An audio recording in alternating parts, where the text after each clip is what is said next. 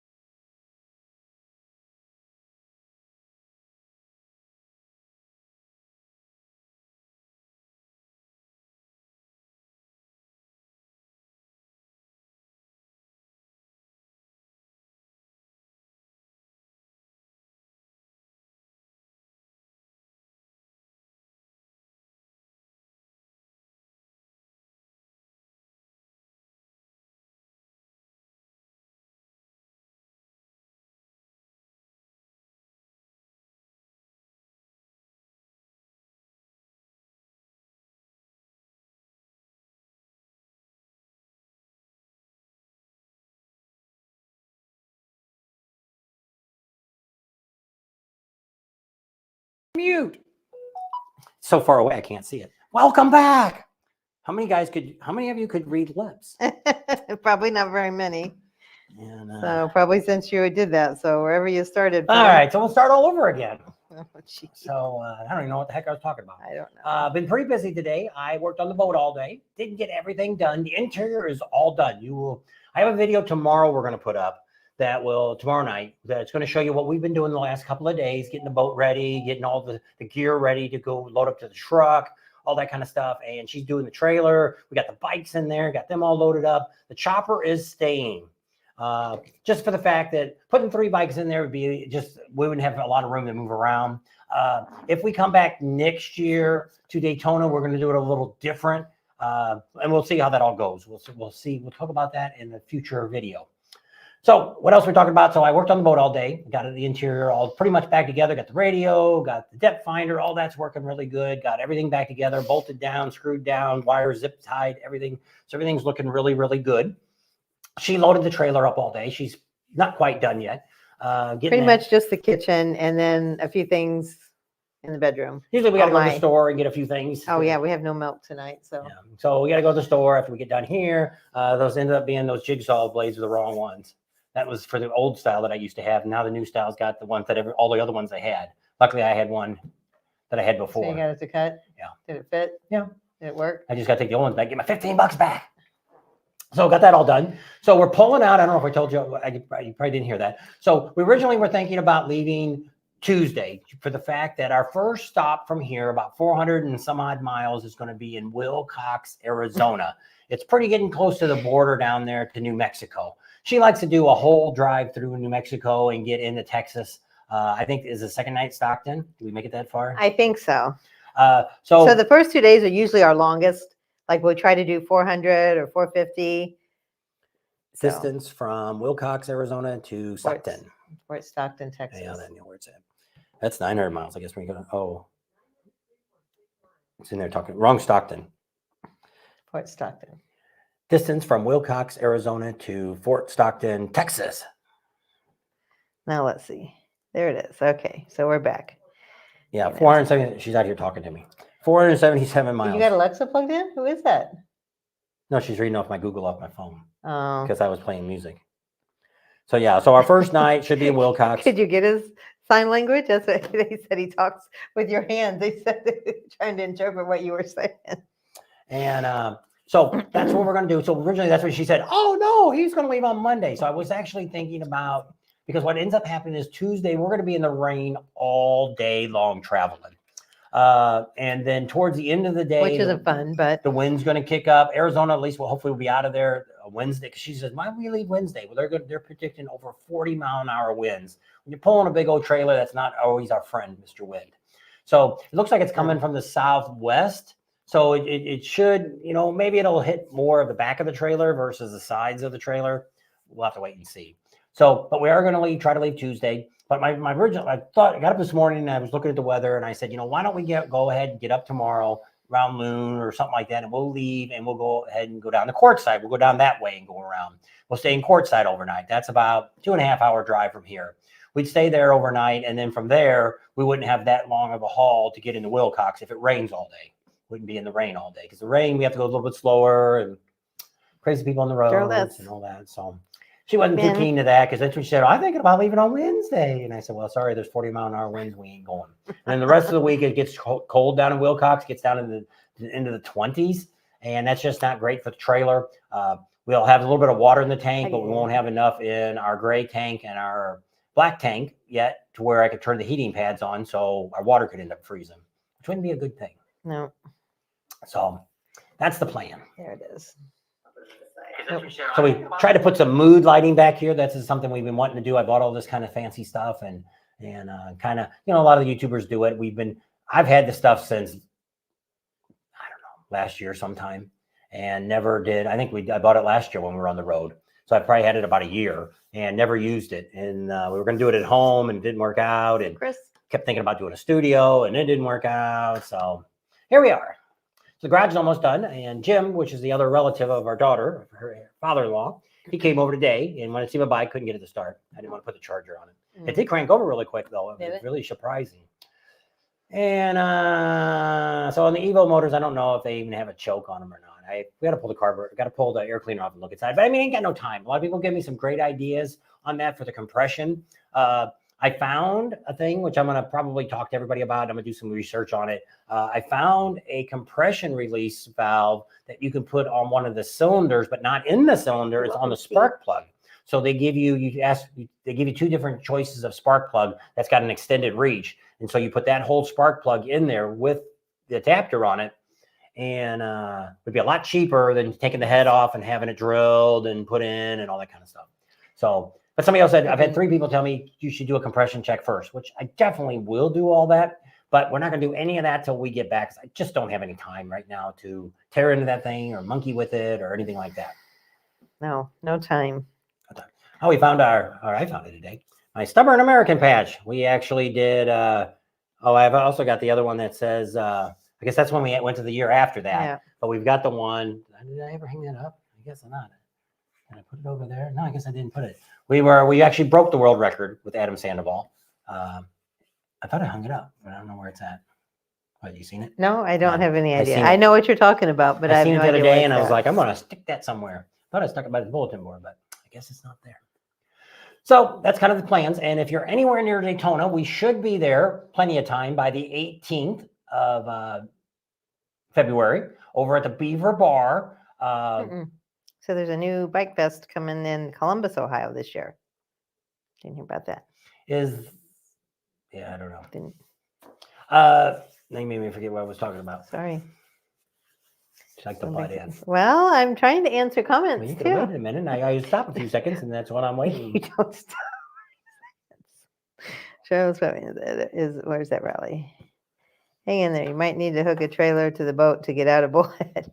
Oh, it's not so really that's what we were talking about.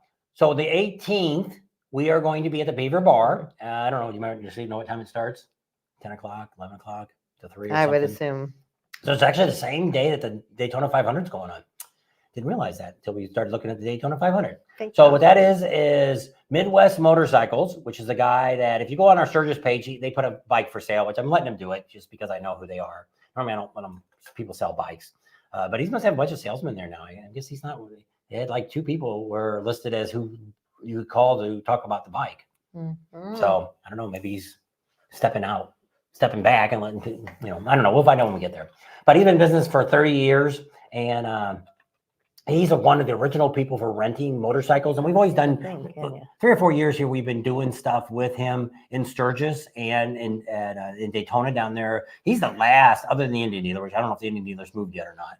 They're going to move out to the highway, out where the auto. Pretty soon there's going to be nothing down there, but on Beach Street. Yeah, but heavy ed, and that'll be it.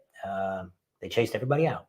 So we're going to be down there. So if you're anywhere near the Beaver Bar, we're going to have a little tent set up, a 10 by 10 tent. Tam will probably be there most of the time. Hopefully we're waiting. I'm looking every day for the new design on our sticker. I'll be there most of the time. What? I'll be there most of the time. You'll be sitting there while I go around and film stuff. You can take a break. Mm-hmm. You can film people come up to you. That's what I thought. I thought I'm going to sit down for a few minutes. I'm exhausted. I sit down, I look at the clock and it's 4:10 and I'm like, I got to get ready. Wash your hair? I did that earlier when I was in the bathroom doing stuff. I thought I might as well just wash it now real quick while I'm in here. And so I was done. They said put some makeup on. Anyway. The temperature has been pretty good. Today was in the mid 60s. I had the garage door down most of the day. And then I was on the boat here a couple hours ago and I was like, wow, it's getting hot in here. So I opened up a couple doors and still not bad out there. But fault. Figure it's going to get dark. We got to get the doors down before it's too dark and lock it up so nobody sneaks in here and steals half my stuff. To the house now. Yep. So Jim's going to come in and going to finish up the bathroom for us, I think, while we're gone. And then he's going to try to help us sell the bike. What? He said that last year too. He was going to finish the studio when we got back. So if he does, that's great. Well, if he has to show people the boat, that'll remind him to come over more often. I guess. So you're going to keep the boat here? Yeah. I didn't offer. I just said, well, you could just show it here and stuff. He's like, oh yeah, that'd be fine. So we'll see what happens. He figured about March already next a month from now. Start putting it, yeah. And because he said that the guys would sell his 2 boats too. So I'm gonna bring all the junk over here for the boat. Because I said if they give us $25,000, I'll give them all that stuff and that stupid Slick Willie or whatever that thing is you slide on. Willie pad. Yeah, Slick Willie. Where's it at? In the shed. Oh, I thought I got 4. You got 3 or 4 big Tupperware boxes full of all the life jackets and all that.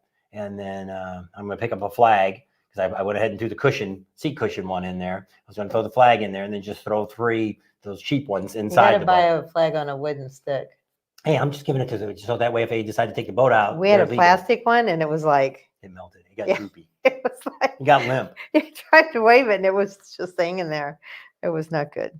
So I mean, it came with the boat, so it wasn't like we bought anything. That's what we did. We got all this stuff with the boat, and we bought it that way. And then the guy was like, "Oh, I'm taking all this stuff out of the boat." I guess that's what we said. All this stuff comes with the boat, right? Well, we had a giant pelican on the front of the boat too, a wooden one. It's in the bar, and so the guy goes, "Oh, he'll give you all that stuff, but he really wants the pelican." I said, "Oh no, that's the only reason we're buying the boat because I already took it off. I had already had it sitting in the bar.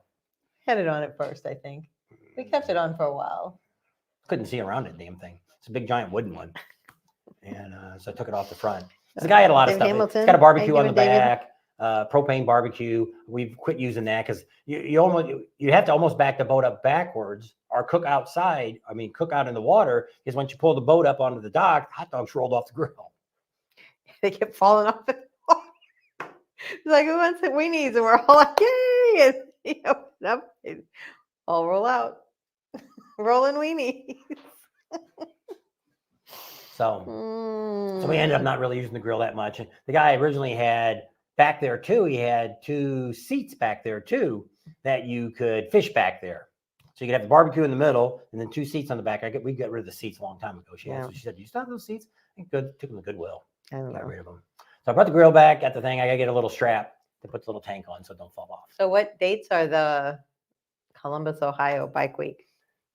I don't Probably know. won't be going. Hopefully it's going to be a lot better than what they've had for their other thing. Sandusky. Yeah, because that sucks. It's really just 2 weekends. The problem we've got with most of these rallies are the smaller ones are not worth going to. Like right now, we haven't heard back from Panama City yet. She called the other day to see if they're going to let us stay on the property again like they did last year, and they have not called back. If they do not, then we're not going. And if Jeff is on, I haven't called you back either. Yes, I saw your message, and I'll call you tomorrow, Monday. Pick a time. I mean, he's not on, I don't think. Mhm. Doesn't show he's listening, but Oh. And that's the Cat House. They've got the spring fling. We may be there. Definitely working on trying to be there for the Bikes, Blues, and Barbecue. I really like that area. Ohio rocks, Charlotte Swebbing says. Yeah. So it's I don't know what's bad about rallies, especially small ones. Like we have one here that it's called the Bullhead City. It took over from the Laughlin one that died off, and it doesn't. People expect too much. The guy that puts it on, and most of these small rallies, they think they're gonna. It ends up being like a promoter wants to do it, and they're thinking they're gonna make them $100,000, a couple $100,000 for doing it, and they end up losing money. So, and we talked about this the other day. Well, I don't know, not the other day. I've talked about it a bunch of times about sponsorships. There was somebody on one of the other Sturgis pages. They were talking about Budweiser. They were laughing that they'll probably won't put a stand up this year and all this. And I said, if Budweiser, which is Anheuser-Busch, decided to pull out of motorcycle rallies, the rallies would drop to half of what they are. And he's like, no, people are still going to drink beer. They're going to drink other brands. I said, you don't understand. It's not how much beer they sell. It's how much money they give. So when you go to the Iron Horse and you see Twisted Tea and you see the Budweiser banners and you see all the different banners up, you see the attorney banners up, that's who paid for the bands. You didn't buy enough drinks. You didn't buy enough food. You're not paying for enough stuff to pay for all that stuff. Even if you bought concert tickets, some of the concerts are free. Some of them you got to pay for. Oh yeah, for what Rod's doing, you might say, "Oh, it's crazy to pay $120 for a ticket." Why don't you go down to Las Vegas and see it's $300 for a ticket, or you can go see what's that stupid guy that's charging $1,000 or $1,500 a ticket, Bernie Max or whatever the heck is that kid? Bruno Mars. Yeah, Bruno Mars. And he's charging $1,500 for a ticket. And it's like, the guy's on dope. And ain't nobody worth that. Ain't nobody worth that. Well, Adele and Taylor Swift and all of them. Which that's insane. And but like I say, you see that a big name come, and then so that's why I said, if it wasn't for sponsorships, the rallies would not be what they are. You would go, even the guy that we have here, the Bullhead City, he gets some local people to give him, he probably gets $10,000 or $20,000 scraped up from all the people, but that pays for these house bands to come out and play. So the beer, you still got to pay the people to work the stands. You got to pay to get permits. You got to pay to do all this stuff, and people don't realize the expense it takes to put a rally on. For instance, over here in Laughlin, just to get the police to come, for those 4 days. Because it's Clark County. And this was, what, 5-6 years ago now, because they haven't had it since then, probably longer than that now. $300,000 they had to write a check before they even come out. So that's right off the bat. Before you even open your rally, you got to come up with $300,000 to pay for the police department. So you go, well, I don't want to pay for the police. Well, you can't have it. They won't give you permits In Clark County. without having police. Clark County is part of Las Vegas. So like here, he works with the city police, Bullhead City, and they're on board. He doesn't have to give them anything. So which works out, but not all police departments are that way. So when you go to the rallies, think about that. I'm not patronizing. We're not big drinkers anyway.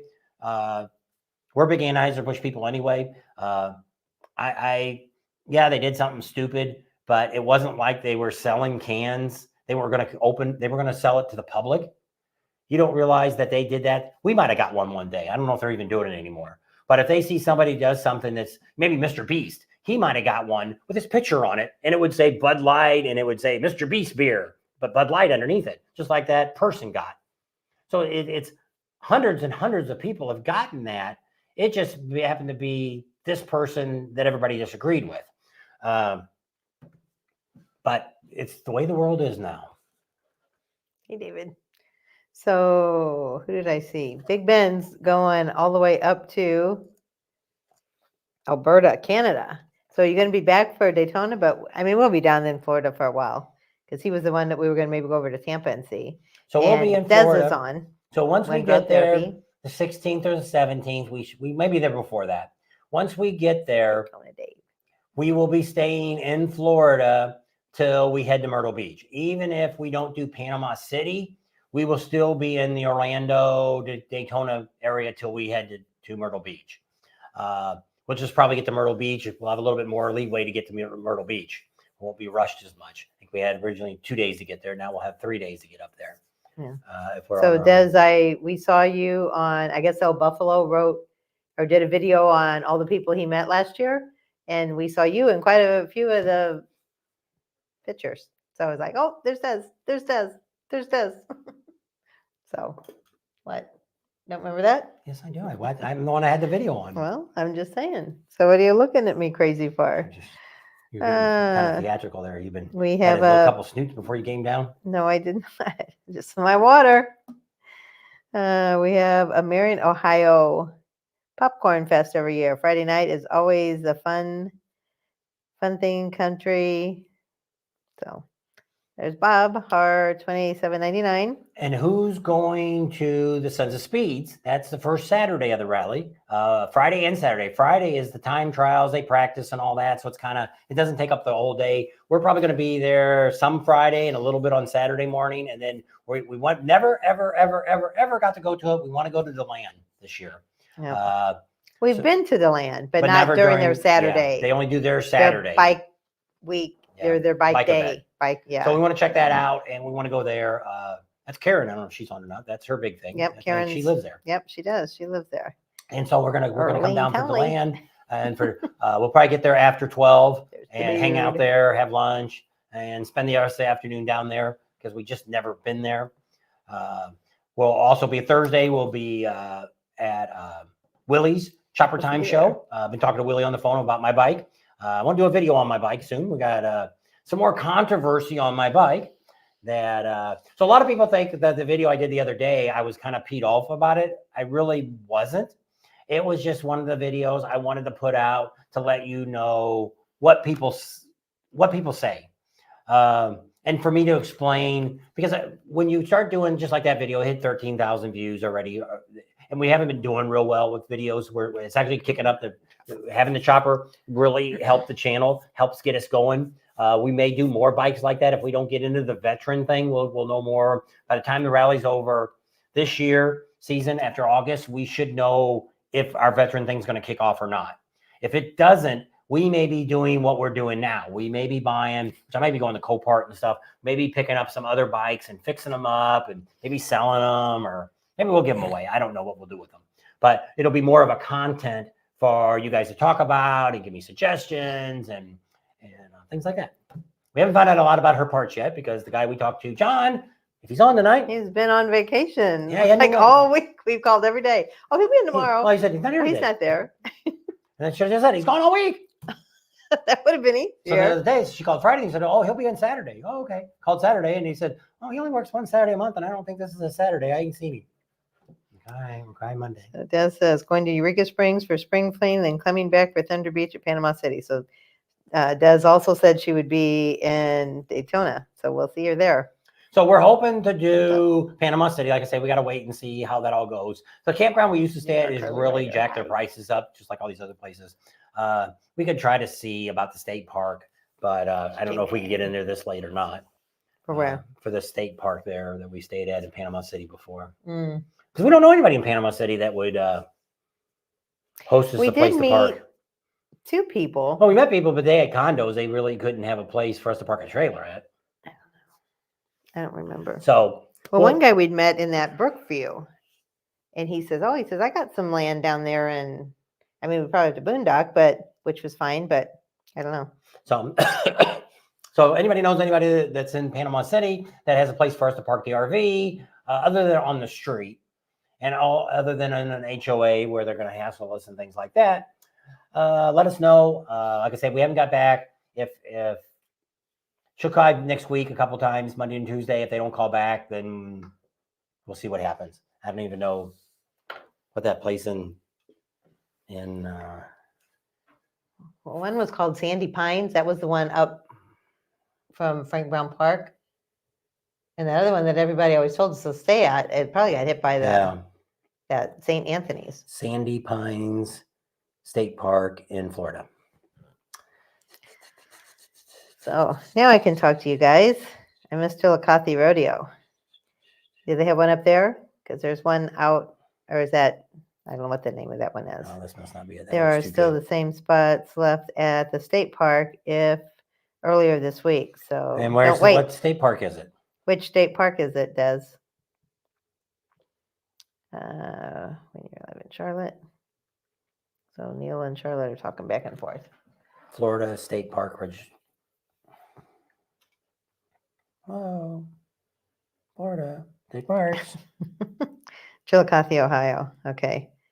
Yeah, because they have a big music festival out in California. It's not Chillicothe. It's something similar to that. I don't remember what the name of it is. I'll DM you. Thank you. So Neil wanted to know if I saw his visitors he had this morning. No. Did you see him? No. I didn't look either. I know. I didn't look at my phone this morning either. So I'm assuming he had some moose near Panama City. in his St. Andrews, Camp Helen. messages.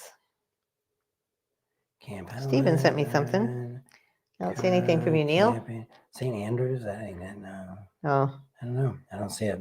Did she write back? I'm looking. She messaged us too. Messenger. There's Neil. There's Mindy. Nope, I didn't see anything from Des. Oh, yeah, he had some moose. Some moose out there. Man, look at all that snow. That's crazy. I'm getting some feedback too. Did your thing turn all the way down? It sounds like it. All right, I got that. Oh, that Okay. one doesn't have any camping. Can't think what that place is called. I'm pretty sure it was Sandy Pines. Look at State Camp. See, I'm getting echo from somewhere. State Parks in, I don't know who's doing it. State Parks in, anyway, we need to be talking to these guys, not looking at that. We can look it up later. Anyway. I think it was. All right. Videos. I don't know. I can't read what that says. Are you going to get the high winds? We are not getting any high winds right now. When was it? Was it yesterday? When were you gone most of the day and I was here by myself? It was really windy that day. That was a couple days ago. Big bedded moose, small wreck.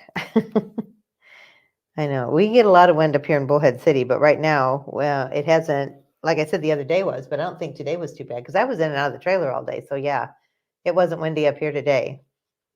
They're saying Might- pond No, that's about 14 miles. That's probably it. Yeah, they said, Mike wrote in there when we were talking about DeLand. He said, "Do you know where DeLand is? Between the ocean and the sea or something." It's like, it's got to go. Mike's got to go. All righty. Yep. How's them kitties doing? Did you get rid of any of them yet? They got 3 feral cats all at one time. And they were kittens. So they are wondering if they made a good decision and if they're going to keep them. So what's the dates for? Panama City, Yeah. Thunder Beach Rally in Panama City, spring 2024. May 1st through the 5th. But we've got to leave on the 5th because I think the 5th or the 6th we got to be at March. I don't want March. I want May. May. Neil said, "Tam, that's the first you'll ever see in about a year." Too bad he wasn't around when you were going moose hunting. Okay. Uh-oh. He said the kitties might be going tonight. Might take it easy on you at Sturgis. It is. I know. It is a love-hate relationship. I get it. Because they're little kittens and they're fun and then they're mischief and tear everything up and anything. Roland Lee Compete Jr. says, "Hi, Tam." Hi, Roland. You're probably not the Roland I knew. I used to work for a Roland. Roland Tuvenal. So what day do you think you need to leave? I don't know. I'd have to look. I don't have the book with me. Where is this? My phone? Starts on Monday? No, but we got our things start early. Remember, we're going to get there a week early. Oh, I know. I'm talking about Panama City. I'm not. Panama City ends on the 5th. We're supposed to be at Myrtle Beach State Park on the 6th. We can't get there in one day. So it can't start on the 1st. It must start before that. What do you mean? You said Panama City starts on the 1st. That's a Monday. Spring Rally, May 1st through 5th. I'm sorry, that's what it says. A 4-day rally.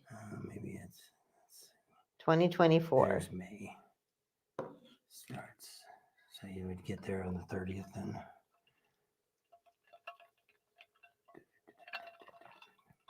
I don't know.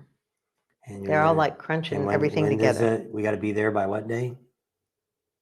The 6th to Myrtle Beach. So it takes us 2 days to get to Myrtle Beach. So you have to leave on the Saturday? No, we'd have to leave that Sunday morning, stay somewhere Sunday night, and then get there. Are you going to book that? No, I'm just going to look and see how much it was. That's my point. When it was across the road, it came right up to the door. I know, isn't that crazy? They know. They know when you can shoot them and when you can't. Hey, guys, is Bob military? No. He was not in the military. That's why we want to do something for our vets, because to kind of repay them, because we never did get to serve our country. So Roland is in South Louisiana. I can't think of the other guy's name. Randall. Randall's the other guy that we know from Lafayette.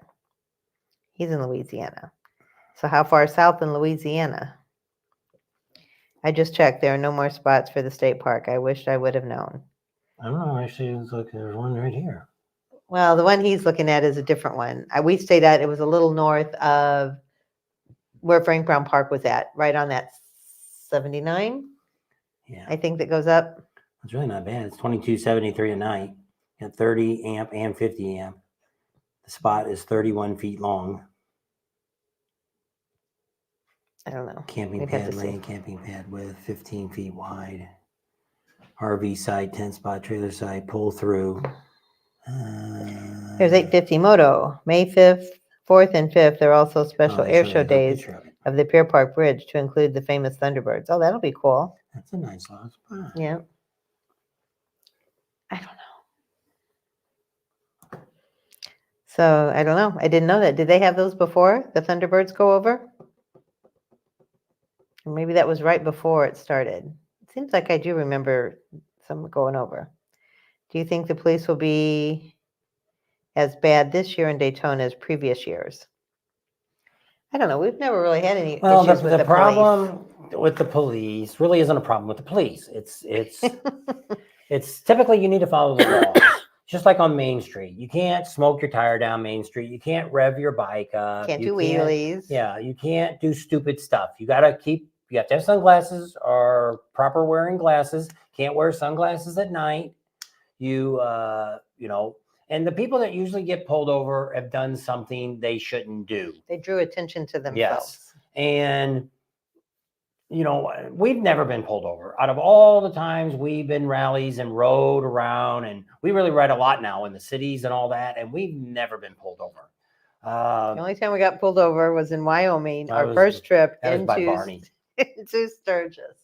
So other than that. Yeah.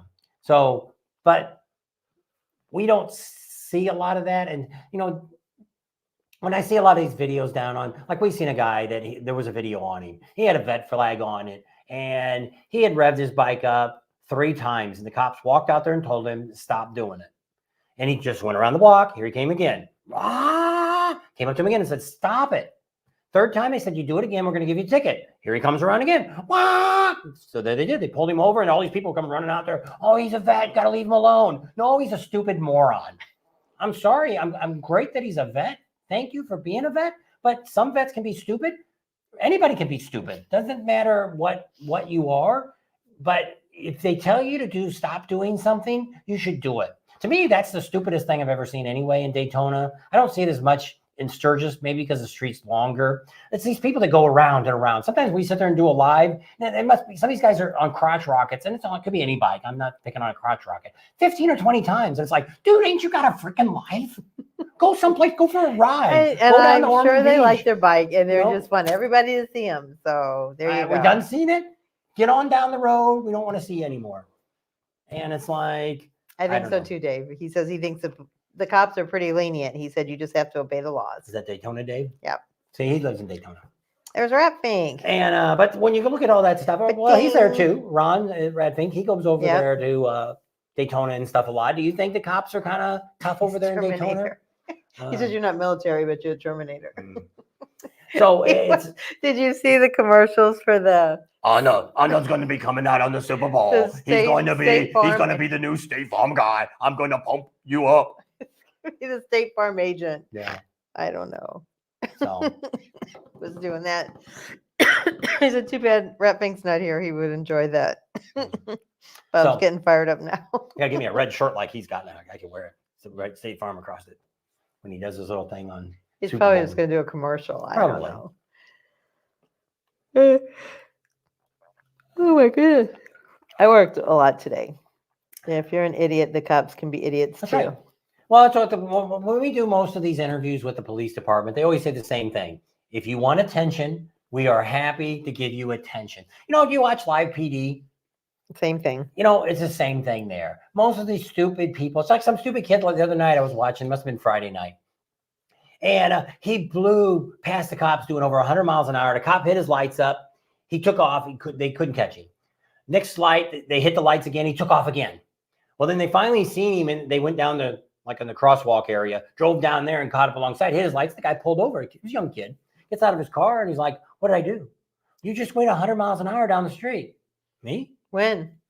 And they said, they had his license number, so it wasn't like it was just another car looked like his. They had already called in the license number and everything else. Well, the kid got arrested for looting and a feuding or whatever they call that, the police. So, yeah, gotta get me some more tea. Charlotte's Webbing said she'd rather be a passenger on a crotch rocket over a passenger on a Sportster traveling any day. I don't know. They don't got very big seats. You're going to get a big seat. You're going to get a... No, what she was saying. You're going to ride on a Sportster. I know. On the back of it, too, sometimes. Well, that's what Charlotte said. She would rather be a passenger on a crotch rocket than a Sportster. I said, they have little bitty seats. My butt's way bigger. But it's always than the that. funniest thing is, especially on, to see those crotch rockets, and you see some big old monster broad on the back, and it looks like the seat's up her butt, and all you see is cheeks riding, and it's like she sees that and she's like, how can that be comfortable to be riding on it there? Can't be. It's like thongs. Who invented a thong? That was a retarded idea. That's what my grandsons call it. That is not comfortable by any stretch of the means. I don't know. Rat Fink said, "Hey to Neil." I don't think you guys ever met because Rat Fink didn't. I don't think he's Well, they're came going to. to Sturgis, I think. Rat Fink is supposed to. I don't know if it's this year or next I think year. he's already booked this year. I don't remember. Are you going to Sturgis this year, I Rat think he's Fink? going Ron? to Kathmandu. I think he's staying in the same place. Hmm. He'll be right there with Neil. Neil's at Kathmandu. Yep. So for all you It's people all that in didn't who's in know, control. Neil is going to be there for like 2 weeks. He's There's going to Crispy be at K. How are you doing? Kathmandu. Neil's going to Neil be there is? with us. So we're going to have a lot of people at Kathmandu. Yep. We're gonna have a whole campground full of Pating Nation. Yeah. And everybody's getting there super, super early. Sometime after the June 23rd, we're going to go up and do the ride over there in Wyoming. Beartooth Pass. Yeah, we're going to go do that for 3 days. And so if anyone wants to go, be there before the 23rd or after the 23rd. We'll pick a day within, I don't know what that's going to fall on. We're going to do it during the week. I don't want to go over there during I'll have to look at the weather and the traffic. And make sure it's open. Make sure there's not 100 inches of snow or something on the Depends on my fun. It's been a rough start of the year for me. Sorry to hear that. There's Rod King. He's going to be at Kathmandu, isn't he? I don't know.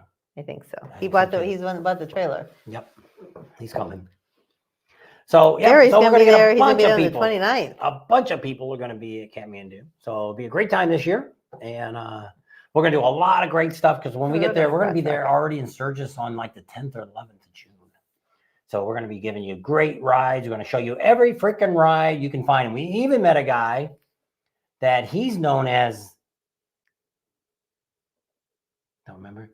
I have no idea. The guy that knows everything about the Black Hills, all the great riding. I remember the guy who met him at Mecum. You met him. Well, you talked to him too because you got his phone number. Because I asked you the other day, and you said, I said, make sure you put behind it Black Hills so we know to find him when we get there. Oh, he lives in Rapid City. Well, I didn't say that, but he was at Mecum. Yes. That's how we met him. But he's an expert on the Black Hills. He said he can show me rides that I don't know yet.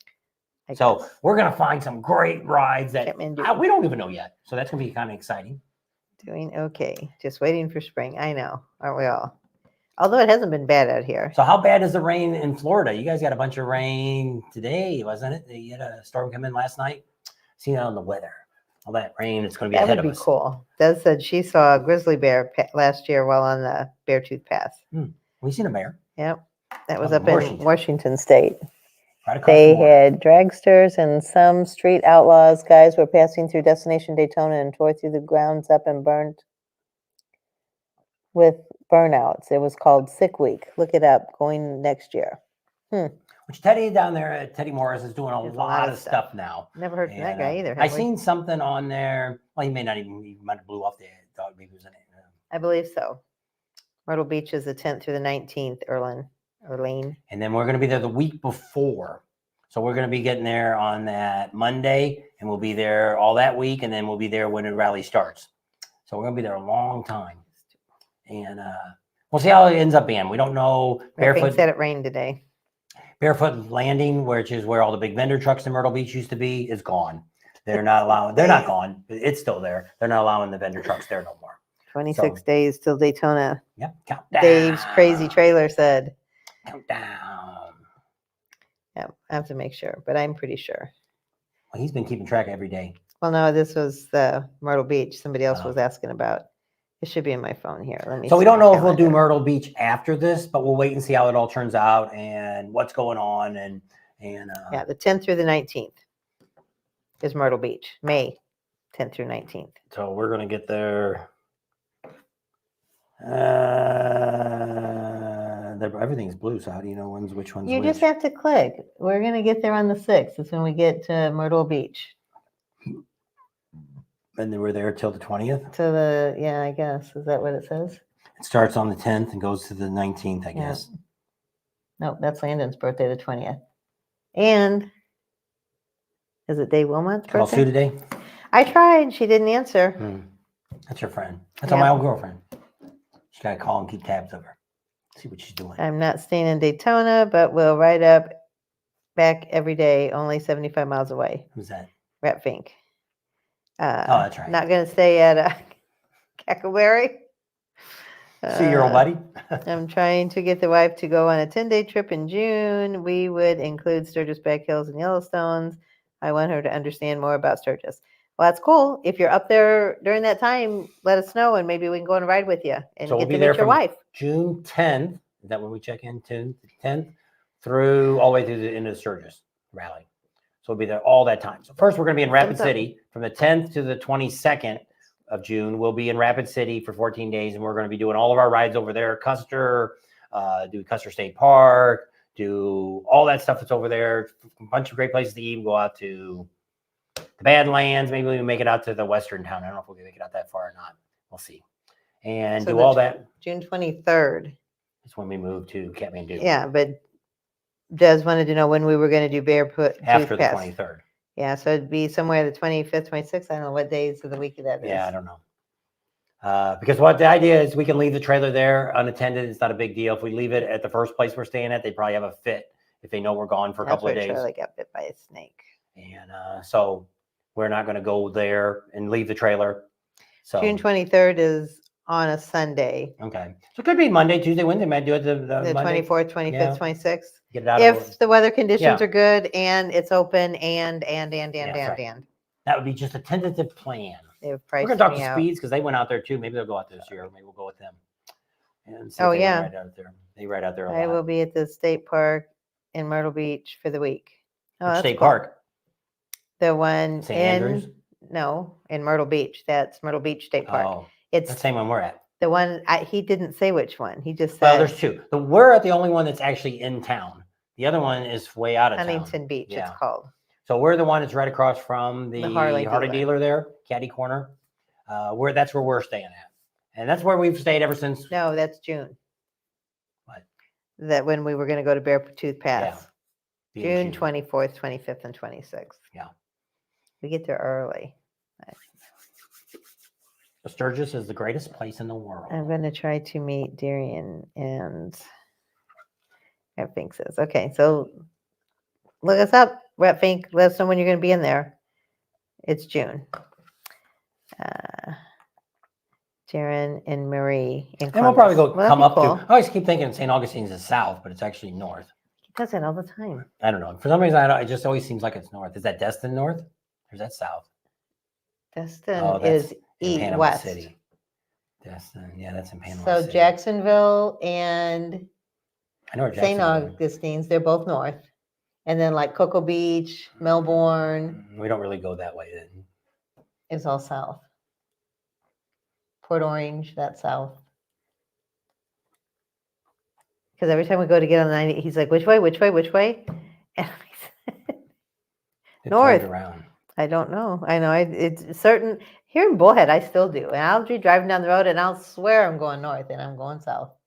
The only way I know I'm going east and west is when the sun is in my eyes. So poor Rat Pink, you got the flu. I know. I should have had the trailer done in the middle of January, but I got sick. Whatever I got, Yeah.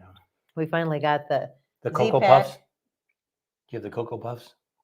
this- No, that's what Wonder Hussy called the virus. She called it I don't Cocoa know. Puffs. Somebody yeah. we were talking to watched her and said, I don't know if that was Mike or who it was. that watched I Wonder know. Hussy. That's no fun. The one across from the Harley shop. Then we'll be at that one. MX Racer 97. So we'll be there too. So if you don't have our email, which one? You want to do the Bob and Tim's? Yeah, do whatever one you want. All right. Email us and we'll exchange phone numbers and then we'll figure out where you're staying. I don't remember the spot we're staying at. I think we're like in 40 or something because we're down on that. We're in the very first loop. Yes, right across from the bathrooms. You think that's where we went? Yes, I'm positive. I I know we got sewer this time. Septic. Did I write it down? I don't know. No.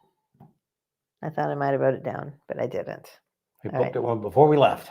Yeah. All right. Port Orange is by me. Who is that? Karen. Kind of, sort of.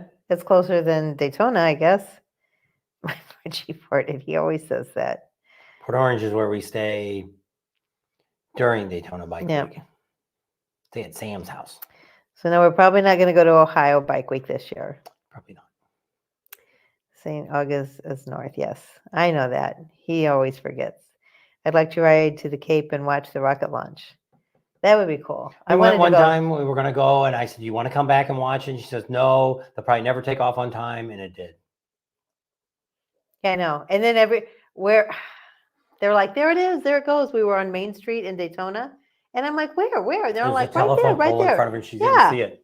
I can see it. I said, Right in the there. middle. It's right there. I'm like, I missed the whole darn thing. I was. Well, there was another one. The very first time I seen was over. I was at the Speedway, and it went up. You seen that one, didn't you? On the Speedway. Just a little bit. We were like, "Oh, look at that! It looks like a plane." They said, "Oh no, that's a rocket taking off." Well, we probably should have got tickets. But I asked her, I said, "What's the probability of it going up?" Because we were staying in Orlando, and it's like I didn't want to drive another 2.5 hours down there and then buy tickets because they say they're refundable if you don't get to go, but I don't know. And then if it doesn't go off, and then drive 2.5 hours back, and because we went the day before and there wasn't any rockets going off the day we went there. It was a countdown. It was tomorrow, the next day. Yeah, whatever. If we would have We looked didn't ahead of know. time We didn't know. and we would have went the next day instead of that day, then that would have been fine. And then we would I have was seen trying it. to find Jeannie, but there was no bottle there. No, she wasn't there. Barbara Eden is long gone. First time I went to Sturgis was on a 78 on a Sportster. What a trip. I think there were 40,000 or more bikes there that's more than I've ever seen. Big Ben. A couple of years ago, we met a guy that rode an 883 from Mexico all the way to Sturgis. I said, "I got to get you on the channel." Or was that in Milwaukee? That was in Sturgis. Oh, there was a few people drove up from Milwaukee. Yeah, but this was the guy that had an Mexico. 880. Yeah, there was. But they didn't have very big bikes either. I didn't. Yeah, they were. I don't know. So. I just got what's going on. Oh, Karen. That's where it was Chillicothe, the first loop by the bathrooms. There's Greg Miller. He's on. Bob, your bike vids from Mecum Vids were awesome. And we did a lot better this year. A lot more people watched. We actually met quite a few people that were subscribers that actually were at Mecum this year. Yeah. That was usually we see like maybe 1-2 people. This year we've seen probably a couple dozen. So it was kind of neat. We should have took pictures, but it was usually one of them was I was walking out in the hallway and the guy goes, "Hey, I'll watch your channel." It was an older guy, had a beard, he had his daughter with him, and they were just checking the auction out for the day. And but yeah, it was. We'll definitely go back because it was something we like to cover. If I bid again, I'm probably going to pick 1 or 2 motorcycles, and that's what I'm going to go after, and not just be waiting for whatever comes up. Because I would have rather have had the 2003 anniversary bike they had. I would have rather had that because it had 1,900 miles on it. It was from a dealership. It had a lot of paperwork with it. It was in running condition. It was just for service, new battery, everything. That bike I could have jumped on and drove it. Now the bad news would have been nothing for me to do to that bike. Because I wouldn't really want to do a lot of customizing to something that would have been, I think they had a couple Sportsters. I remember what they were called. And then that's what they said. The guy said you can jump on it, guaranteed to jump on it, and you could ride it at home. This year was a lot of Hondas. And but these were Sportsters. They had 2 the same. There was... one was a 77, one was a 78. Yeah, I don't know. I don't usually like to get a bike that's that old. A Honda, I would probably buy something that old, but I really wouldn't want to No golf carts anymore? Brett Fink says you might get a part-time job at Buc-ee's or Adamak. I hope y'all meet y'all someday. Love watching y'all show. That's what Roland says. I think he was the one that said he was from South Louisiana.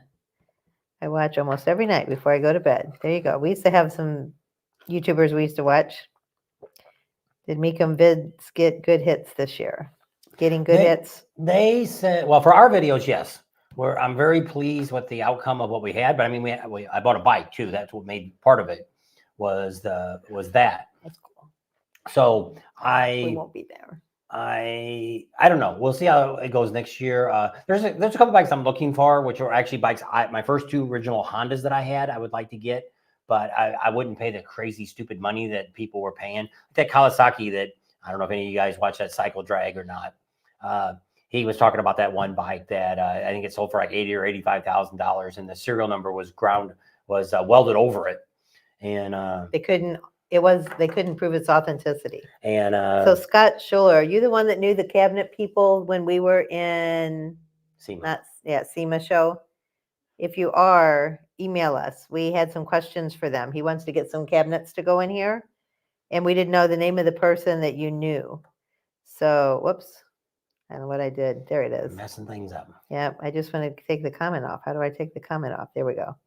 So email us, Scott, if you're the guy that knew the people at the cabinet show from SEMA. She thinks you're the one. I'm pretty sure. If you're not the one, just come right on there and say, I'm not the guy. It's not Every time me. she sees your name, she always thinks you're that guy. Yeah. And I'm like, I don't know. It was on a live. We were there on a live at SEMA. And that was pretty neat. We're going to do that again next year. I don't know how many more years we'll do SEMA, but that was really interesting in going to. If you're in the automotive, and It's down in Fort Lauderdale. Are you coming up to Daytona, Scott? He's in Fort Lauderdale. That's not too awful far away. So says half of you hit the thumbs up button, the other half needs to hit it.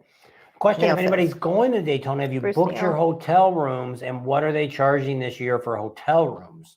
We didn't do any calling. I was thinking this year is going to be a really busy year, but now it's starting to get warmer on the East Coast, so I'm kind of worried now. I don't know. I thought that too. When they keep saying, well, a lot of people I think the majority of the cold and the snow has been in the middle, not the northern states. So I think like Michigan, Wisconsin, Minnesota, all of those guys have not been, it's, I guess, been cool, but not snow and stuff. So Bruce said, thanks for not breaking your ankle on that kicker. He was cringing when you did it. Well, I never kicked back. And so I know. That's what I thought when I first saw my bike. It had the big tank on it. I'm like, doesn't look like my other one. So I don't know. Yeah. So the guy changed the tank. I don't know if he changed it. I don't know how long he had the bike. We have to write him and ask him what the story is on that and what we get a little more information on it. But I mean, the motor's all blackened. It's got that wrinkled paint on it. So he didn't do that. So whoever owned the bike before did that. So it's kind of weird that the bike only got 6,800 miles on it. And it's gone through 3 owners now. We're the 3rd owner. That's really low miles for like her Sportster when she got the first one. We thought it was low miles on that. It was 12,000 miles on it. And when she got rid of it, it had 49,000 miles on it. So Clint wants to know, he says he's pretty sure your chopper was on one of Cycle Drag's shorts. Could have been. I'll have to look and see. Suzuki bikes. Well, see, when I was looking at the choppers and stuff, I didn't want a big blown one that was, a mile long front. And like the guy next to us, which was one of those bikes too, it was a black one, had the diamond tank on it. It was mostly all custom made stuff. That one was a lot bigger bike. That would have took a lot of room up in the trailer to haul it around. This bike is about right. We're going to do a video on it real soon. I don't want to say a whole lot more about it, but it's kind of 2 bikes in one. And so we're going to talk about that in another video here in the next few days. And maybe while we're on the road, we'll have that video come up. And I got to do a quick shot of my bike. We were going to bring it in here today. I said, that would be really neat. We could have put the bike, if we had a lower table, I could have put the bike behind us, or we could have went outside and lifted up on the lift, and we could have sat behind it and we could talk about it. It'd be kind of neat. But Frank doesn't know what snow is, Neil. He's from Minnesota, but he vacations here. Okay, Scott. So will you be in? He told me the name of the guy of the cabinet place. What was the name of the cabinet place? Yeah, he was the guy. He told me his name. He was the owner or something, he knew. I think wasn't he the owner? And is he now I can't remember the name of the cabinet place. Yep. Des has got to go. She said she's on her way out. Gonna be 40 next week, dying to get on my RG3 out. Yep. A lot of people have said they're just waiting for that perfect day. Well, even Jeff at Cat House, that's what he wrote. He called and said, sorry I missed you, but I'm going to go out on the bike, but you can try to call me later. So he was gone. He lives in Arkansas. Yep. Thanks, Des. She says, hit the Wind Road Therapy says, hit the when I was getting ready to buy my new battery, I was actually looking at a lithium battery, and we're going to do a video on that and talk about that. I know Adam's probably going to get mad at me and a couple other people that sell lithium batteries, but we're going to tell you something that we've heard actually from one of the bigger battery supply people. And after they talked about it, I was like, That's right. I would wonder about that too. So we're gonna do a video on that, and I know there's gonna be a lot of people that sell lithium batteries aren't gonna be happy with what I'm gonna say, but it makes common sense to think about it. And so I ended up not. You could have put one on my bike, but then after he said what he did, and then when I talk about this in a video, we've got some for instances that we're going to talk about that just happened here in Phoenix. So that video is going to come up soon. So be prepared for that one. So Rat Fink, I guess you're still doing. He says his email is ron@eastcoastcarts.com. Oh, so he's still working on his I'm assuming. golf carts. I don't know if somebody wanted his email. I didn't see that, but Somebody might have. If anyone goes through Ohio and is near Kenton, Ohio, check out Brims, BRIM''S. Is that a bar? Charlotte's Webbing? So our new logo that we're having, new sticker and all that's being made, it's somebody we paid to do. We had a lot of you send in great ideas, and a lot of you kind of went off of what we already had. We wanted something totally different. We wanted to kind of, wanted to go to the next level. So I seen this guy on the internet, and he's been coming up. He's made one for Brew Coffee or something. The guy that Adam Amsoil, if you watch his channel, he talks to this guy that sells coffee. He made their logo. So I called them, contacted them, and they said, oh yeah, this guy did it. He did a really good job. He's not cheap. It wasn't cheap to have him make this. So if you go to our regular Facebook page, we've got the outline of it. It's not colored yet. Because a lot of people say, wow, it looks kind of, why don't you color it? Well, it will. This is rough copies. This is the rough drafts that we're probably not supposed to put it out. And but I did because I wanted you guys to kind of see it. So the one we have now is what we're going to go with. We're waiting to see what the color looks like. So it's got a little flag on the back. It's a little bit bent. It's got the pating at the end of it coming out of the exhaust. That was my idea. Somebody said we should have made it with a Springer front end on it. We should have told him to put a yellow gas tank on it, and we could say it was her bike we're riding on. And because at first we didn't buy the bikes yet when we first started talking to this guy, and she goes, I thought he was going to put a bike look like yours. I said, well, yeah, but we would have had a fairing on it. You would have never seen us. So he could make the bike yellow still. He could. I'll wait and see what colors he puts it. If we want to change it to yellow, we could do that. And because we get three more choices. I get 4 more choices because I guess this is the first. This is really the second. This will be. So we haven't changed it yet. The first time we changed it. The first time, because he spelled excellent wrong. And then I said, maybe the flag a little bigger. And I said, we should have like a puff of smoke coming out the exhaust. Well, then he sent us all this crazy smoke designs. And like all behind us. And then I'm like, no. Just so I found one. And I think he took the copyrighted one that I made and he remade it and put it on. But I was afraid you wouldn't even really see the pating in it. But I don't know. I like it. I think you can see Well, we wanted something to be like an Easter egg. If you know what that is in a movie, if you're one of those people that watch movies and stuff, there's always a lot of times. Alfred Hitchcock was probably one of the first ones that ever did that. He was in every one of his movies. He would be somewhere walking by or walking down the street or something like that. And they didn't call it Easter eggs back then. Nowadays they call it that, to try to find the Easter egg in the movie. A lot of the gamers know what Easter eggs are. So, hey Tucker, how you doing? Mama says hi. You talking to the dog? Yep. Is he barking at the TV because the dog just sits there and watches TV? Yeah, he watches TV. So is he watching us? Tucker, run, Tucker, run! Attack! No, he'll be jumping on the TV. So anyway, look at that. Who's that? Looking over there. He is. Charlie used to watch TV once in a while. First time he ever watched it was Trump was on TV. Time he ran in 2016, he was stopping there watching it and was like, what is he doing? And then every once in a while after that, he'd watch TV. But he wasn't a big one. But their dog, because they even got a Google underneath it. And if you say something to the Google, he would look at the Google down there. So he could tell which one was, he's kind of a dingy dog, but he's actually kind of smart too. Yeah. He just got shaved, so he's not as cute as he was, but he'll get there again. His hair will probably be growing up by the time we get there. It'll hopefully, by the time we get back. We'll hope to see you too, Karen. We tried last time. We were in Florida a long time, so we should be able to meet up with you guys. So that Brims is a motorcycle museum in Ohio, Charlotte's Webbing says. and says it has a warehouse full of museums, and then across the street has some for sale in the shop. The Ford tailgate in the background is super cool. Yep, I got that at Hobby Lobby. Yep, I think so. We put that because all of our vehicles are Fords. Yep, we don't own anything but Fords except the Harleys. And which is kind of weird because it wasn't. I used to work for Ford, but I mean, we've had all kinds of cars. We've not had very many foreign cars. We had an Isuzu truck we bought used. We moved to California, and then I had an old Love truck, which actually was an Isuzu truck too back then. But other than that, we've always had Chevys or Chryslers or Fords or International. Yeah, we had International before, and I guess that's about it. We've had for a while I had a car lot, and so we had a lot of different cars. She used to drive around in a big old 4-door Caddy, 77 coupe or gold. Sedan DeVille.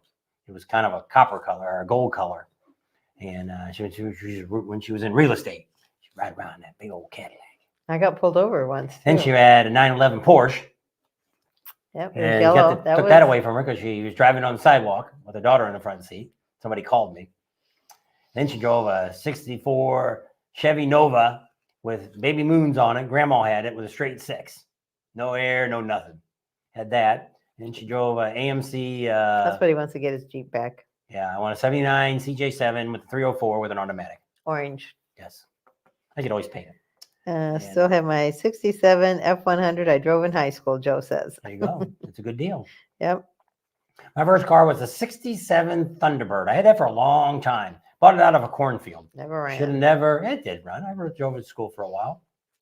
And you were in the back with Brian in that car. So you rode in it before. When we started dating. It didn't run very well. No, it didn't. Well, then I got my Duster. My next thing was a Duster. Oh, then he hit my car. Well, but I mean, I had a Duster. I got that pretty quickly. I didn't go very long without a car.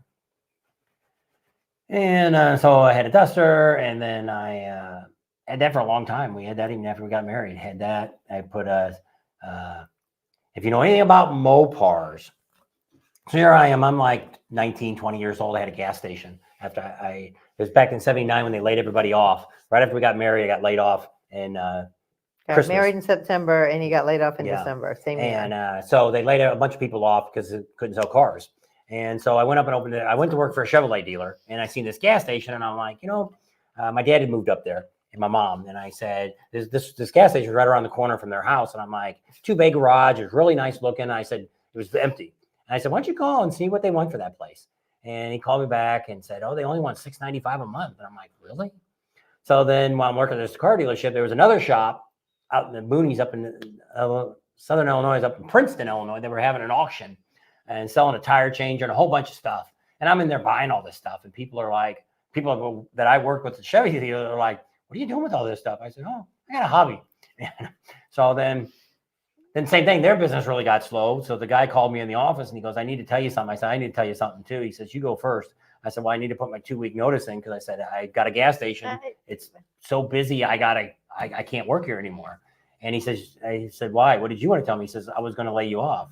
And he said, well, it all worked out for everybody. So I had the gas station. But bad news was every year, like clockwork, it was a Skelly station. We had we had the last Skelly gas stations in the United States. They still had truck stops at that time, but no gas stations. And I had that from 1980 to 83 or 84. Had that. And but they kept doubling the rent. Once it got up to about $2,800 a month, that's when we went down south. I bought a piece of property instead. And I bought my other garage there. And so the gas station was pretty neat. I liked that. But I had this Duster, and we took it up there. And I had already bought another car that had been wrecked. Some friends of ours wrecked a car, had a 318 engine in it. So I took the engine out. I had another guy rebuild that. And so I hauled the engine up there to the house, to the gas station. And I'm like, I'm going to pull out the slant 6, the 225 slant 6 out. I dropped the 318 in it. Motor mounts won't land out. So I'm calling, I had Napa and I had a couple of independent stores. I'm all the motor mounts aren't right. And they're like, well, let's go out and take a look at it. And they come out and can't figure it out. Well, then there's this really old junkyard that was there. These old men, Seavers junkyard that used to be there. Old men used to change, had a manual tire changer. And they were telling me, they said, you got to change the cross member. And I'm like, what kind of crap is that? So I went to another junkyard and bought a junkyard car that they brought to my shop behind the gas station. We dumped it. And then I took everything off of that, took the cross member and all that, put that on it. Then I bought a 4-speed. I was going to put a Muncie rock crusher transmission under it. Well, the shifter would have been in the back seat. So then I bought another car that had buckets in it and had a 3-speed on the floor. So I changed that out. So I took a car that was a bench seat with the 3 on the tree. I took the column out. I put the new column in. I cut the floor out. I took the hump that they had with the shifter. Back then I didn't have a welder or nothing. I pop riveted it in. I bondoed it over. I'm 20 years old. The car ran for a long time. It had it all jacked up. It had 50s on the back, 70s on the front. I like that. Glass packs. Had headers on it. Glass packs shooting out the side. I did all that work myself other than rebuilding the 318 motor. And but for some reason, it kept blowing clutch springs and never really, I think today I think about it, I think the shaft on the transmission was bad. I got it from a wreck because we had changed the pressure plates. We changed the pilot bushing. We changed everything, put a competition clutch in it. We were just driving down the road. We were heading to St. Louis from Chicago and be just driving along and you'd hear bang. And I'm like, there it goes. As long as you didn't have to stop, you keep running. So Mindy said Tucker was going nuts when we were talking to him. Tony says, thanks for all you do. You guys are the best. So most of my experience is automotive. M21, M22. I don't know what that is. What Rat Fink had. He says, Rat Fink says you should go to Barrett, Jackson, and Scottsdale. You get massive hits. But I think that was going on the exact same time as Meekum was. Yeah, it was right before it started. I thought it was the problem with, see, I've done car stuff before, and I just don't get many people to watch my channel. So we've gone to some really cool like car shows, like on weekends at different little towns, and they have these really cool cars. We get like 200 views. Yeah, it's just sad to where I just don't get that view. And so what we're trying to do is get something. Pressure 4-speed. Trying to get something going for this off time, because once the rally's in, we're kind of dead. And we get a lot of you local guys, our normal subscribers, 500 or 1,000 people might watch the videos off and on. But other than that, I don't get much hits. So we're trying to get something, which we're thinking about the vet bikes, building the vet bikes and stuff like that. That would work out because I'd be working on all that stuff too. So I don't know yet. The problem we've gone into is the price of buying the bikes. We actually have a really great idea. One of the a vet that we met this last weekend in Meekum, he had a great idea. We probably should have put him on video and had him say it. But he had a great idea. I don't want to talk about it until I have somebody do it for me. What he wanted to do. It was a good way for us to get bikes. But first I got to get a trailer too, because I got to get something to where if somebody calls up and says, "Hey, I got a bike," or I go to have a way to haul it. I go to Copart and I buy some bikes in Phoenix, or I go to Kansas to buy a bunch of bikes. Some of these bikes aren't in too bad a shape. And you start looking, especially some of these stupid Hondas. I cannot believe these stupid people paid this much for these stupid. I got a 750 Honda Kawasaki for $800. I don't give a crap if it's the only one in the freaking world. It ain't worth $85,000. No, it's not worth that kind of money. Somebody's on smoking dope to pay that kind of. But I mean, the Hondas were going like that, 20, 30,000 for a 750 Honda. And I'm like, I don't know what these people are smoking. I just like, there's no way they're worth that kind of money. But then some of the Harleys and the Indians weren't going for nothing. There was an Indian, it was a Chief. I can't think of what model it was now, but it was like a 2014, and it went for like, I don't know, $4,000 or $5,000. And it's like, holy crap, we should have bought that too. And we ran out of money, couldn't buy any more. So we got to see how this year goes, and I'm going to start thinking about that. I got a new computer, actually not this one, this one at home. We kind of got most of the equipment that we're done with. I was going to get some new mics, but now mine actually worked really good the other day. I don't know where we're at, and I said I didn't know if ours was going to pick up or not. Maybe it was at Meekum. Oh yeah, when we had the guy John from Meekum. They were talking in the background. I'm like, I don't know if it's going to pick up or not, but let's give it a try. And actually, it turned out really, really good, because DJI came out with some brand new microphones, and it cuts out the noise, like when you're standing at the street corner and stuff like that. And it's like, it'd be worth it to spend another $350 to get another set of cordless mics. But ours ended up doing really well, so it's like, I don't need to buy them right now. And the drone, she never got her license yet for the drone. She kind of quit on that. There's not enough hours in the day. Well, but I mean, there's up until we just decided to move here in the last week, you haven't been that awful busy. What was you doing before that? I was down here helping you. Doing what?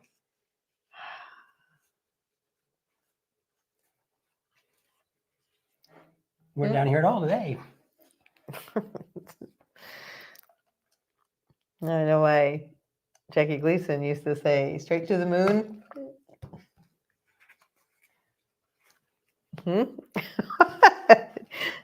She thinks she's funny. I'm very happy I caught you live tonight. Thanks, Charlotte's Webbing. Yeah, Don't forget to check her I out don't know how many too. people have been on tonight. We got a better crowd than normal. Since there's no 74. football. It was 80 something Yeah, it's not earlier. bad.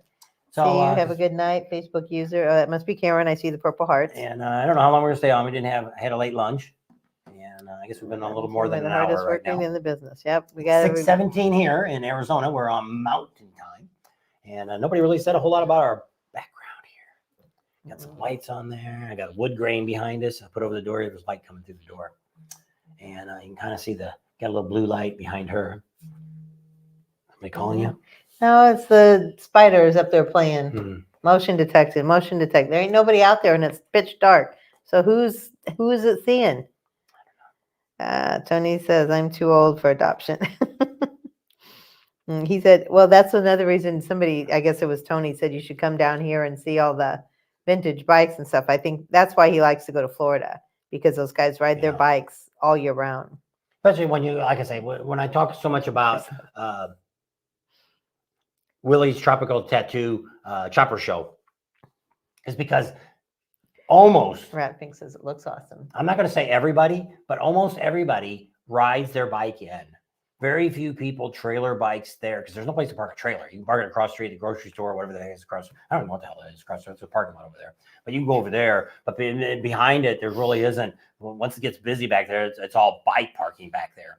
So I would have loved to take my new chopper down there this year. But with all the stuff going on in her bike, we're going to be working on her bike. I'm hoping that we can get everything done in Daytona and it'll be all set and be ready to go. And then she can ride it around because we've had a lot of people already ask, when are you going to start riding your bike? When are you going to start riding? So once we get it lowered, she feels comfortable on it again, then she'll ride a little bit each day and then eventually maybe ride a little longer. I don't know if she'll do an Iron Mountain or Needles Highway or anything big like that. More maybe Spearfish. Yeah. That's a little more my speed. Yeah. So she's one of the people that know where she wants to ride. She's never really rode Iron Mountain or Needles Highway by herself. And used to go up to Big Bear all the time. Yeah.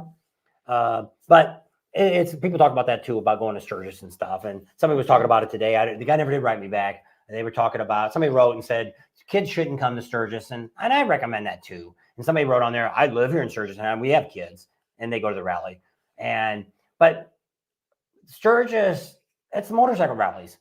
Especially women. Women dress a lot more risque at a rally than what they would do at home, because it's almost like, hey, it's kind of like going to Vegas. You walk down Las Vegas Strip, and you'll see women dressed like they would never dress that way because what happens in Vegas stays in Vegas. So Sturgis is kind of the same way. You see a lot of people that might be a doctor or a lawyer that nobody wants, they'll say, oh, don't take my picture, because they don't want anybody to know that they're dressed that clantily and that exposively. And but when people cuss them all the time, and I always same thing. I'm one that says really shouldn't be bringing kids to Sturgis. But they were talking about, and this guy goes, yeah, because they were complaining too about, if you don't have the experience, you shouldn't be riding on some of the twisty roads and stuff, Needles Highway, Iron Mountain, things like that. And this guy goes, well, you shouldn't be driving over the speed limit.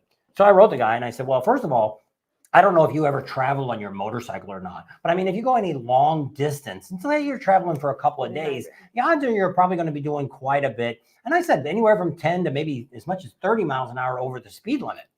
And so I kind of wrote that. And then I kind of wrote down at the end, I said, I assume you drive a vehicle, right? And so you're telling me you never, ever drive over the speed limit? If that's true, you're either lying or you're 80 plus years old and you don't, you're putting along under the speed limit. The guy never did write me back, because very few people can say, I never go over the speed limit. Everybody, even my mom was always somebody that watched the laws and stuff, but there was somewhere along the line, she was probably a few miles over. Well, she did get pulled over one time. And when she picked me up from the airport one time, we got home lickety split. And I was like, well, sometimes she just watches the traffic. She watches the down. traffic. But I mean, that's what happened when she got pulled over. And I was in the car with her when I was a kid. And they let her go. And because they said, well, how fast are you going? She's like, I don't know. I was just going with the car with cars. And but she probably hit her brakes when she seen the police car, and there was one at the bottom of the hill, so they caught her when she came over. So where are you staying at Fender Kitten this year? I'm not sure. Sturgis. Yep, I don't know. She wants to know how many people come pre-rally of our followers. She thought it would be good to have a pre-rally meet and greet. It's possible. This We'll be year there early we enough. don't know yet. We haven't set any There's meet and greets Jeff. up. We haven't set up anything on, but yes, that's not a bad idea. This year we're hoping Oh no. we're hoping that we're going to have a lot of the stuff done before you guys all get there. We'll have all of our rides down. If we get to some of these bars like Iron Horse, some of these bars are very slow at getting together and getting open. And they all don't that. want you to show anything. And if until they're it's going all to do up that going. this year, we're going to just screw that. We'll just show up during the rally and that'll be it, and film a little bit and move on. And we can show you from past rallies. This is this place and this is that place because but I mean, most of the other ones, it's just because even most of the bars, Iron Horse seems to be the one that we've had the most trouble with in the last few years about. And we know the owners personally, so it's not them. Well, we don't know. We don't know what's going on. We're going to talk to them in Daytona and find out. Do you want us to come in? Do you want us to film? Do you want, if you don't want us to hit the road? Yeah, if you don't need us to film, we'll stop in there and see what's going on, and we won't film nothing, and that'll be good. We won't talk about the Iron Horse. We don't, I think it's a really cool bar. I like the one in Daytona, and they also own the Broken Spoke, and we always get along with Broken Spoke because Jay Allen is the announcer all the time, and he always gets us going over there, and there we've always been welcomed with open arms. And because Rusty Wallace is over there too, and they talk to us and everything. So Nick said speed limit is just a suggestion. That's what most people say. And but that's what I said. I know because like when we've traveled going through Wyoming, we're doing 90 miles an hour on the bike, and it's probably 65 or 70. Through Arizona here, some of it's 80. It used to be when we used to go to Nevada from when we used to live in Illinois, they'd always say Nevada, if you lived in Nevada, you never had a speed limit. No. That they as long as you had Nevada plates. Yeah. Now I don't know if that's true still. A resident. If you were a resident of the state of Nevada. That you could travel any speed you wanted on the highway, not in cities and stuff, but on the highway. So I don't know. I've always 75. How fast do you want to go? I normally follow along. Yeah, which it is. Sometimes we're on the highway here at 75, 80. This year I think we're going to try to slow down traveling, because I don't know if that's why I've had so much tire blowout. I was going to check and see what the specs were on my tires. Because somebody said that they thought maybe only 70 miles an hour was the top of my speed. And I've run 80 to 85 miles an hour pulling that trailer, depending on if we're on level ground and tailwind and everything's running good. I plug along pretty good. So we'll have to see. We're always on a mission to get to the next stop. That's right. That's what I always tell people. And they always say, oh, people always harp about that all the time. And I've talked about it a little bit on videos too about, you trailer now, you're a wussy, you don't know how to ride. And it's like, I think about it now, and I've asked a few people. Well, somebody the other day told me that they like to stop a few places, but they're still limited because it's like us. When we used to ride to Sturgis, we had a job. We had 2 weeks of vacation. That's all we get in a year. So we take 2 weeks to go to Sturgis. So we would take about 3 days to get up there, 3 days to get back. That's 6 days, and then we'd stay 7 days in Sturgis. Who was that? So that's how we did our rally. Well, for 3 days, you got a little bit of time, but you don't have a lot of time to lollygag around. We can't stop and go through the Yellowstone. Like we went through Yellowstone and we just rode through Yellowstone. We stopped and seen Old Faithful and got back on the bike. It went off in 10 minutes because he wasn't going to wait much longer than that. And we went to the bathroom, walked over there, it went off, and we left. That was it. It was a waste of time. There was bigger ones when you first came in the park were a whole lot better than that. I just thought Old Faithful would be like Niagara. Well, Niagara Falls was a disappointment too. We've been there. Well, the problem is we've been to a lot of things. And it's like when people come out, like when people talk about the Badlands, you can go out here to Arizona and drive around. You can go through the Death Valley in California. It's a lot like the Badlands. And if you've been to the Grand Canyon, there's no use even going to the Badlands. But I mean, when people say, oh, I want to go to the Badlands. Well, I guess if you came from New York or you came from the East Coast, you come over here. Because my sister comes from Illinois and she comes out here and she's like, oh my gosh, look at all your cliffs and mountains and all that stuff. And it's like, just a bunch of rocks. Big rocks, but they're just a bunch of rocks. But I mean, it's nothing to us, but we've traveled all over the United States. So like when we went to Niagara Falls, we pulled up and we have the arch in St. Louis and it's 680 feet or something tall. We've been up in that and stuff. Well, when we got there and I looked at it and I'm like, is this it? Honestly, Well, any falls I've ever been to, you stand at the bottom and look up, and this is like a hole in the ground. It's like, I mean, it's well, we did take them. magnificent. We did do We one year. did- We did the mist and went down that, but I really didn't. Wasn't I actually went back and walked up towards the creek, towards the river creek. before it comes down and all the rapids and stuff. And I thought, that was really neat. I like that. But actually, the Niagara Falls part, I wasn't impressed. And we stayed on the Canadian side and watched the light show. Whoo-wee, a bunch of spotlights on a bunch of water. It wasn't very impressive. It is what it is. What was funny was because on the Canadian side, they had all this fun stuff you could do. And there's a big tourist trap and all that. And on the American side, there wasn't hardly nothing over there. So Rod King said trailer tires are probably not rated for 80 miles an hour. Probably not. I'm going to check and see. And then Charlotte's Webbing said that we lost a wonderful YouTuber yesterday. So Who's that? I don't know. Oh, a semi-truck driver from Ohio switched lanes and didn't see her car. Gatlinburg has a few falls. So who was the YouTuber? Oh, Dollar General Christina. Her channel was the Penny List, Dollar General Christina. Yeah. So I'm sorry to hear that. Geez, that's crazy. In California one time, there was, I don't know if it was anybody we really knew. I think it was somebody from the hog group that was in Riverside. And she lived down like towards Temecula and was coming up the 15 going into, I guess, to LA. And I don't know if it was a truck tire. She was on her motorcycle. Truck tire flew off the truck and hit her. She was coming northbound and they were going southbound. And just a freak accident and killed her. And it's just like crazy stuff like that. Life is short. Yeah. Do what you got to do. And people look at us and, and that's what we do. Why we do what we do is next year we're trying to do something else. We're thinking about next year doing rides. Rod says his are 75 miles an hour. And do rides and take you people along with us on rides. Either you can watch it through video or you can come out and we'll do some all over the United States. Maybe we'll even go down and do one around the Pig Trail or Tail of the Dragon or whatever the hell it was, and go through there and do one there or do some rides in different places. And my idea of when I do rides is I watch a lot of people that do ride videos and it's more than just riding. And it's kind of like when we go to Sturgis, it's a lot like that. And we tried to do it last year, but a lot of the videos, 2 years ago, we tried to do it. And I didn't get a lot of the videos out to where we stopped a lot of times. This year, we're getting there really early and we're going to start that mission right away.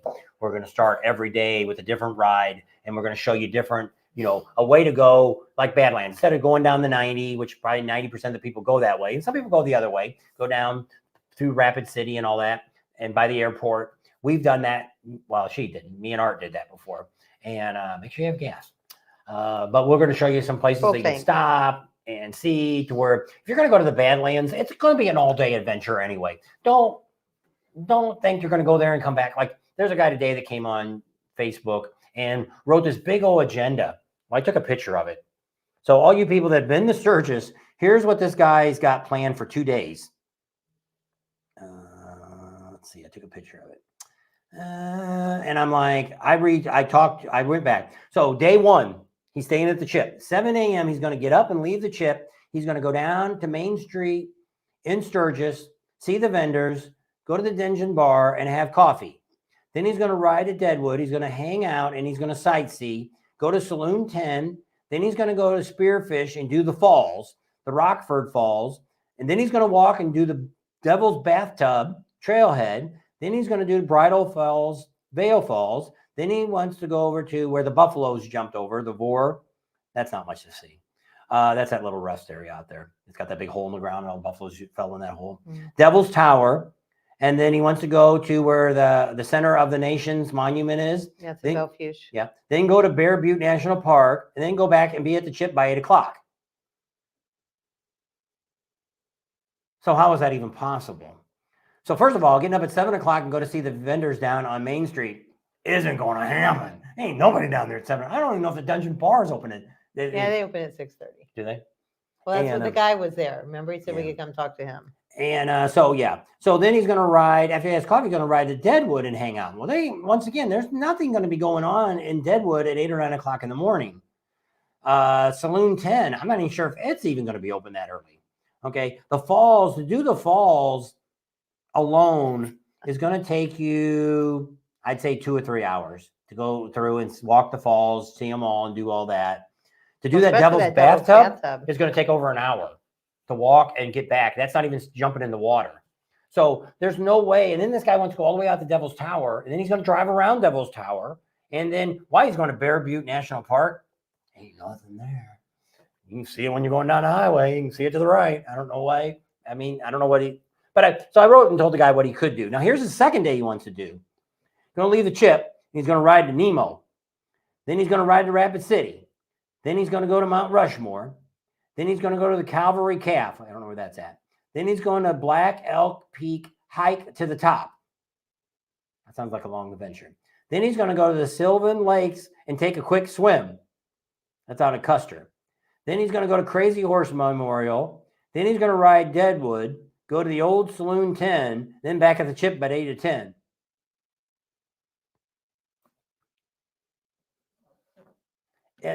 So I said, you could do some of this stuff if you don't go into, I told him on the first day. I said, first of all, there's nothing going to be open in Sturgis there. I would go the other way around. I would go ahead and go to Devil's Tower. Yes. That's on the way out, you could do Bear Butte National Park, but I wrote there's nothing really there to see. But you could ride through there. Go through there and do the Center of the Nations Monument, because that's on the way. Go to Devil's Tower. Don't go inside.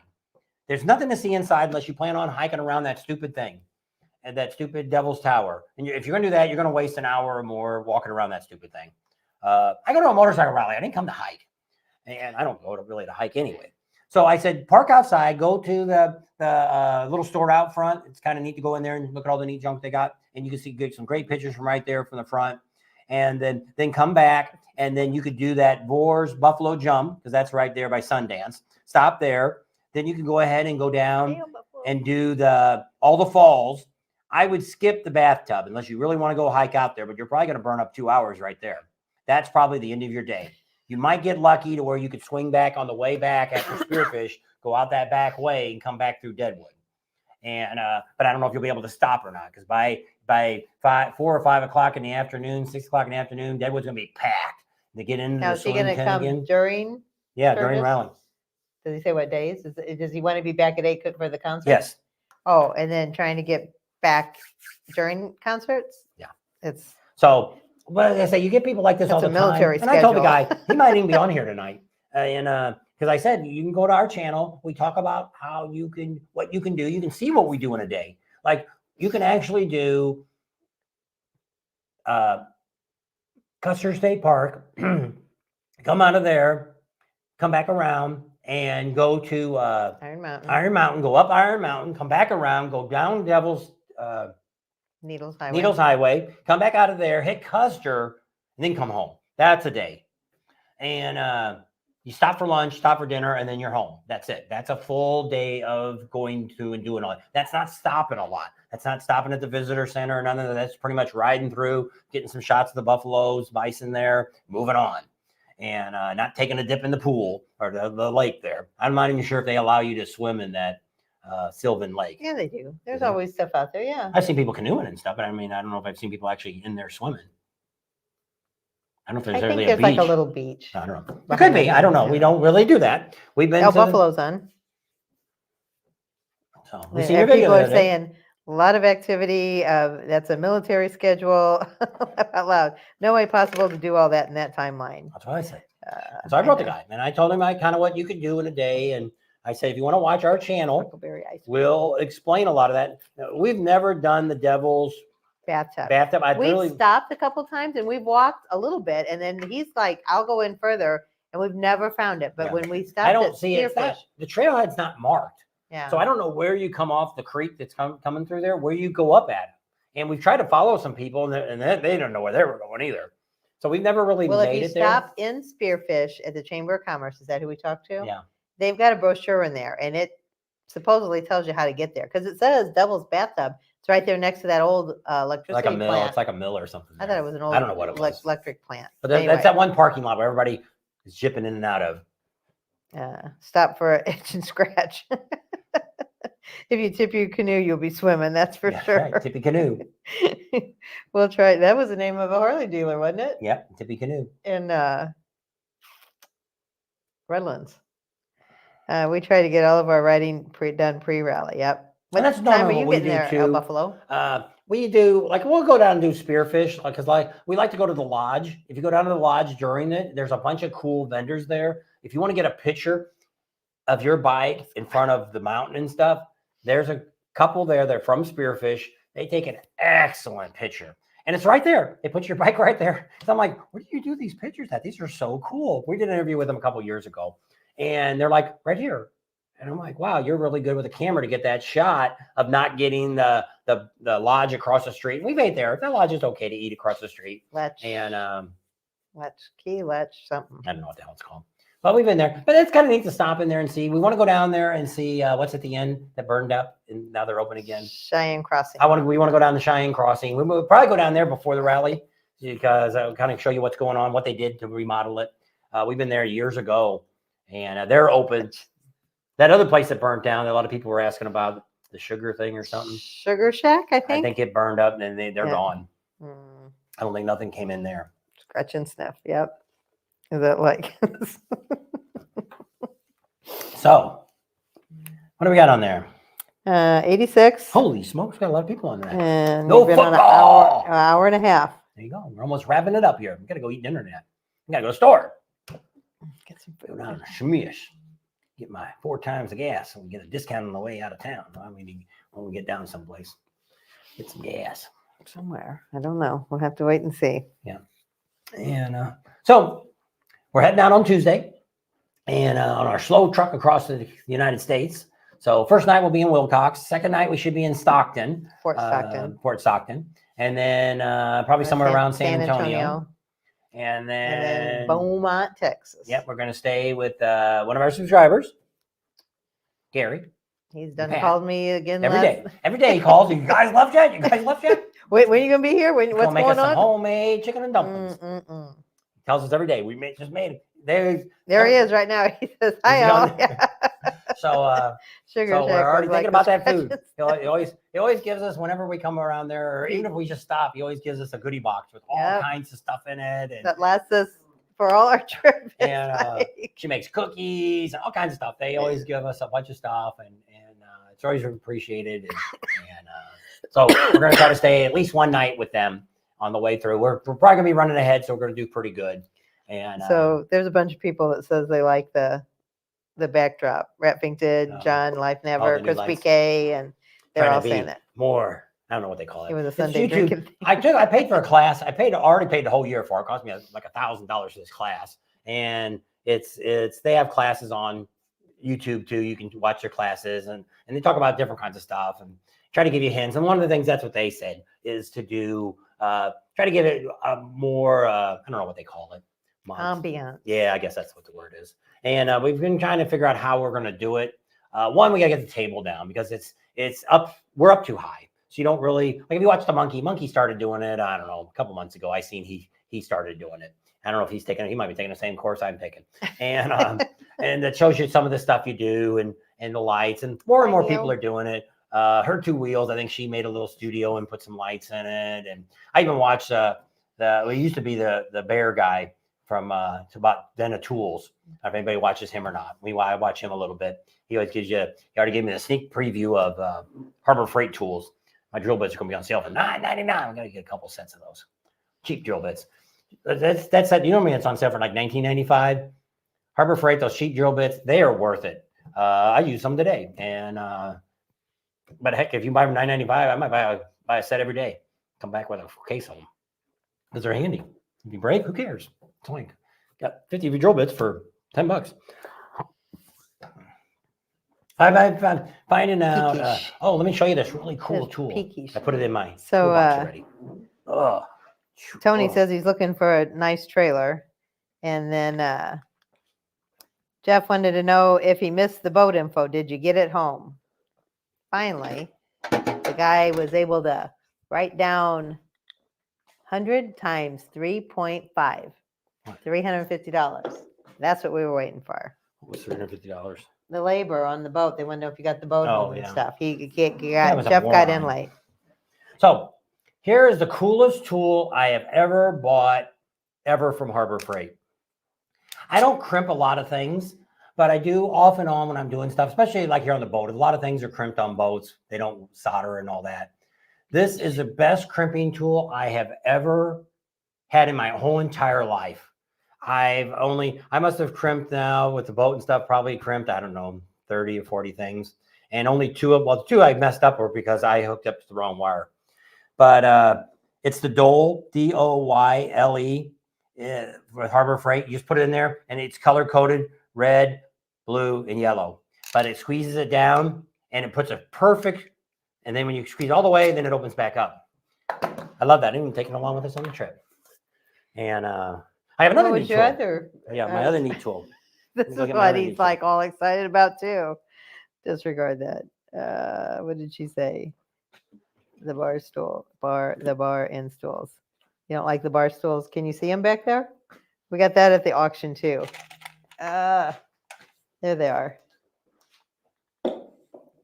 That's the bar that we got. There's Kiwi and Chorp. All right, Always so nice here's to see you guys. These were actually Snap-on had these years ago, but they're like $80. So what these are for pulling things out. So like if you wanted to pull a screw out or something like that, like I got some screws that I missed in the drywall, can't get a hold. You grab this thing, it's like got this great handle on your yank it. So we used it the other day pulling staples and stuff out. Mm-hmm. It really works good. I said, didn't you glad I bought them? I really like these guys too. They were like 20 something bucks, $23 or something I got them for. And so two great tools from Harbor Freight. No commercial here. Just backdrop is often awesome. Harry the farmer says, yeah. Or not Harry the farmer, hair farmer. Sorry, I see your She already name and I explained just say Harry the farmer. She don't even keep know what that spinning guy's them. last I name know. was. That she dated Harry the farmer guy. I always called him Harry the farmer, and he was an FFA, Future Fags of America. What? I didn't say that. Tony says it's got to go. A finger pincher. So these aren't, because they don't go all the way shut. If you had your finger way up here, I don't know. it's like Had a pistol some grip. good chicken and dumplings and apple pie. There we go. You're gonna have to make it again next week. Yep. Poor Pat. Paulie sees on. He says, "Hey, Bob and Tim." So, Idiot on now. So they got. There's some other new tools. Well, I'm starting to go with all the cordless stuff. Now I'm not real happy with their. Hercules. Yeah, the 3/8 gun and the one where you put your bit in. They stall out. So I'm not real overly impressed with that. The Robies were better. So I'm going to complain to them when I get to the SEMA show and tell them they need to put more oomph in them. Harbor Freight. Joe Casey says. I got their 1/2 inch impact cordless. I seem to like that. It seems pretty strong, but I haven't got to play with it a whole lot. It's there. And the drill seems fine. I got the drill. It seems to be all right. Did you put that video out yet? The 2024 Harleys? No, I never did nothing with it. Because Chris Dare wanted to know if we'd seen them yet. Yes. We actually went to Red Rock Harley, and the girl, gave me this girl to talk to. And once again, she had no clue. She had to look at her phone and talk about the bikes. And she did all right. And I said, well, you know what? Well, then she called the next day and said, is there any chance you can come out tomorrow and edit it? We were at Meekum Auction. So we were kind of. We'll see what we can do. Well, that's when we bought the bikes and things weren't going right. So by the time we got there, they said, oh, well, the salesman will do it. So we got there like 30 minutes before they closed, and the salesman freaked out and like, oh, I can't do it in 30 minutes. I said, dude, it took you like 10 minutes to talk about it. Well, I don't even know nothing about the bikes. You're a salesman. You should know. You should have already done your homework and already know everything about the bikes. Alberta. So we got some video. If I bike. get around, I don't know if we'll get enough time to get that before we leave. We've seen some of the cool. You seen a color the other day that was at that was at Henderson. What color was that? You said you really liked. Well, there was one that was just called Whiskey. Mine was Whiskey Amber. That other one was Pine. I didn't like that one.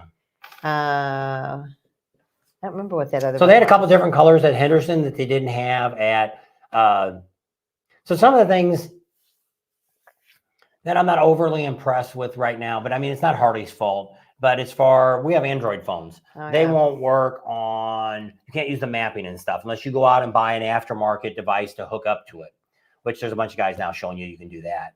But that's not their fault. It's Google's fault, because even Rockford Fosgate, which is actually who makes Harley radials anyway, they can't do it. So right now, what we're hearing is Google is not interested in putting it in any motorcycles. They don't consider them a vehicle. They don't want to accept any more apps. Oh, They're just what like, I heard yesterday was they just don't want motorcycles. They're putting them in new cars still.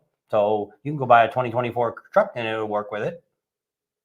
So it's motorcycles.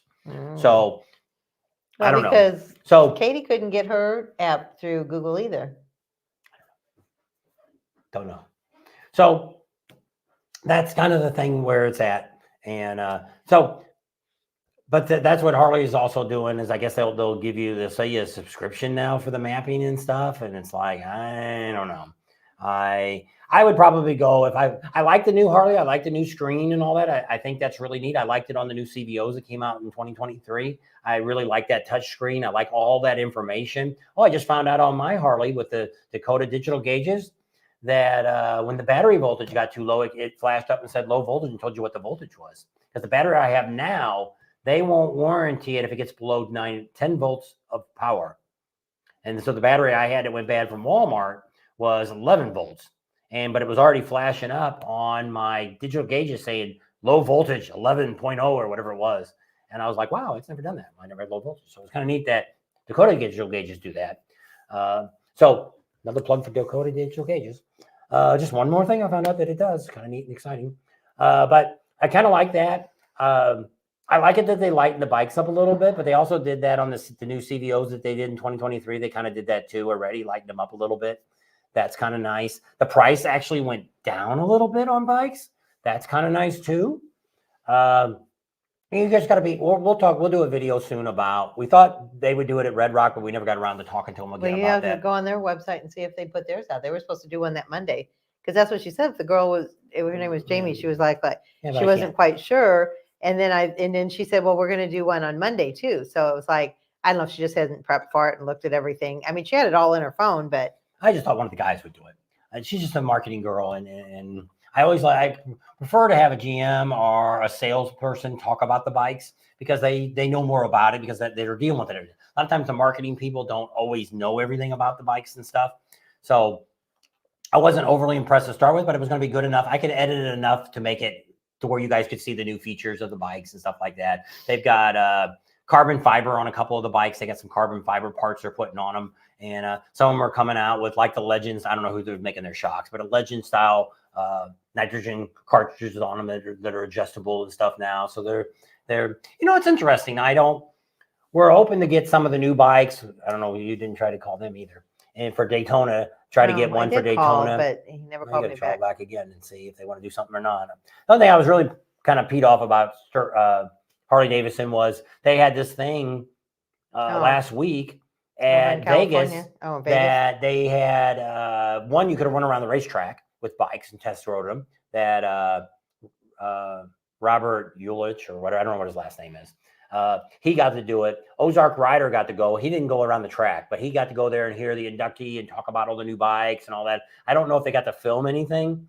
Sounds like they're going to make more videos after the fact, but I was kind of really shocked. We never got asked to go to this because we're right here. We're 90 miles away from Vegas. So there's no reason why we couldn't have gone, and corporate would have known we would have liked to have gone. So it's kind of peed off that they didn't really do anything with that. To where if they're not, we'll find out. We want to borrow. They said that they give us some bikes to let us start using them at the rallies and stuff, and they have a truck. They'll just give us a bike for the week. Well, they haven't done that yet. And if they're not going to do that, then we'll go back and we'll just, there's a bunch of vendors, there's a bunch of dealers that you should not buy your bike from. And we don't really, at this point, we're not putting that out there. And if they're not going to work with us, then it doesn't really matter anymore. I don't really care. And because we always tell you, if you're looking for a vendor or a dealer or whatever you're looking for, you can always contact us and we'll tell you people which is what we do. Just like all the vendors and all the dealers that we recommend, we personally guarantee their work, their sales, everything. So now we can't guarantee what you pay. If you end up going to a dealership that we recommend and they charge you $10,000 over manufacturer's list price, that's your fault. You didn't do the homework. And we'll do a video soon about that. If you're thinking about buying a bike, what you should look for. One, you just go on Harley's website. That's the first thing you should do. Go on Harley's website and see if what the manufacturer's list price is. That's where I start at. I'm not going to pay over that for a new bike. That's, they're already making money on that. There's a profit there. I don't know if they're making 40% or 30% or whatever they're making. They're making money off of that bike. So if it's a $20,000 bike and they're making 30% on it, they should be making 40%. But I mean, I don't know what they're making. I don't know what the profit. I know what the profit level is on their clothing and all that kind of stuff. But I don't. Yeah, parts. But I don't know what they make on bikes. I could find out, but I don't.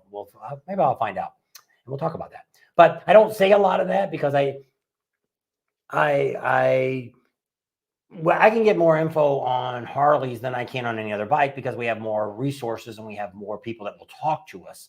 And I don't really want to be that guy. One, you don't want to get anybody in trouble. 2 years ago, a whole bunch of people that worked at the corporate got fired for giving out information. It's like any of this stuff that gets leaked out. Ozark Rider that we watch, somebody's feeding him stuff. And I worry about that. Not for him, but for the guy, whoever's feeding him information, because sooner or later, they're going to figure out, Harley's going to figure out who it is. We talk about that. We get information once in a while. It could even be from a dealer. But let's say I just got something from Las Vegas. I wouldn't talk about that till I get to Daytona. Because that way they'll think I got it from Teddy Morris, and they talk to Teddy, and Teddy goes, I never told them anything about that. Well, then they didn't realize we got it from, it came far enough away that I didn't get it. And I don't talk about that a lot because I don't want to get anybody in trouble. I don't want to get anybody fired for giving me information, inside information. Your informer. You never want to give your informer information out. But we just don't want to get somebody fired because they gave us some inside information. Because we have a lot of dealers that will tell us that. If anything you want to know, you can call us and we'll tell you the truth. And so we know, which I tell people, if you want to know, just like buying a bike, go get your financing before you go. Harley's got good financing, but make sure you know where you should be at for your credit. If you're supposed to get a bike for 12%, then you get 12. You get 6%. If you get 2%, if you get 1%, whatever you could get from I'm a big credit. Now. Somebody said that the other day about credit unions. And I said, I'm a member and I'm an owner of a credit union. And they go, well, you don't own the credit union. Me and all the members there own the credit union. It's not like if you go down to Bank of America or you go to Chase, that's all corporate. You got none. They don't give a rat's butt about you. But if you're at a credit union, most credit unions, you've got to say so. You can go to the board meetings. You can get involved if you want. They're a lot easier. They get better interest. They're easier to approve loans. Everything we have financed now has been through credit unions. Well, that's what Daytona Dave said too, all the extra fees and stuff they put on. And, you can negotiate those fees. You can either say, I'm not willing to pay that. And if they know you're ready to buy a bike, I mean, we just had a friend that her brother did that. He walked up and said, I'm not paying that fee. And they said, well, you know what? And he's like, I got the cash here in my hand. He was going to pay cash for it. And so they said they took it off. Well, he went through with a fine tooth comb. He went over in the corner and read every line of that contract, and they added it back in somewhere else. And he says, I told you I wasn't going to pay for that, and I don't like you lying to me. So they ended up giving him a gift card and taking that off. But I mean, you just have to wheel and deal. Well, we also heard, which I don't know if it's changed or not, but Harley Davidson reimburses the dealers once they sell the bike for shipping costs. So my big thing is paperwork fee. It's kind of just like the auction did. We knew we had to pay, which we forgot on that video the other day. They charge you 10% for buying a bike. So if it cost me $5,000 for that bike, it cost me $500. Well, what else they charged me was another $150. I said, what the hell is that for? It's for paperwork fee. I said, I don't want to pay that. Sorry, it's already in there. We're nobodies. We're just the people that process it. Corporate does that. Well, they should have told you you're going to pay another. Well, the other thing is if you buy the Road Art, you pay like 18.9% percent for buying that. Fee.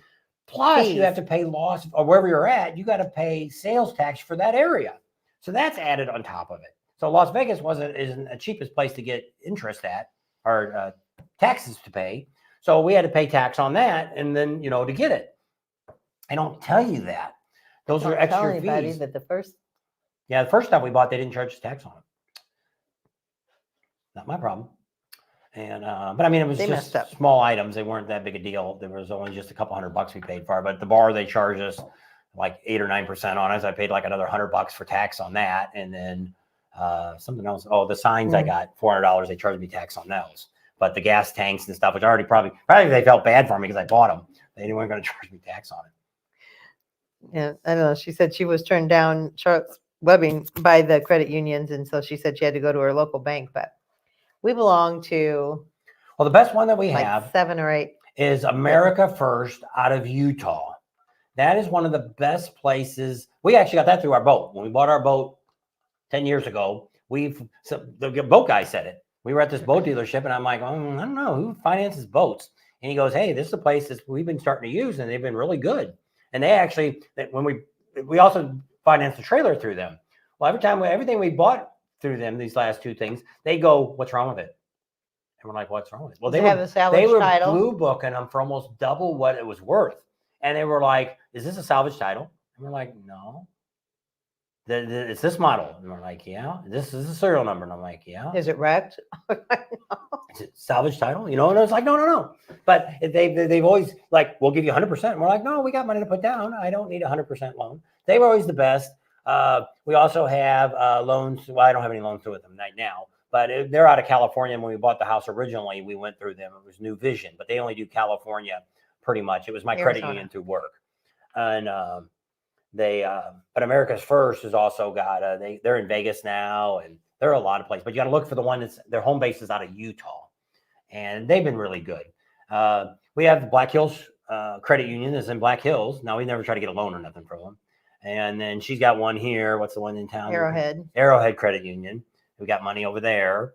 And so we're actually looking, because I'm going to put a driveway in. We're looking to borrow money, but it's actually through a bank. But there's very few people that loan money for steel buildings that we don't live here. So we're waiting to hear about that. They act like they're going to give us a loan. We're waiting for the appraiser to get my check that we mailed. Did you tell Jim about that? Yeah. I will say mine on a public platform. Alaska doesn't usually catch cash longer, everything credit cards. Kids can't count change. Oh, I just got to think of my Home Depot was raising their interest at 29.9%. Jeez.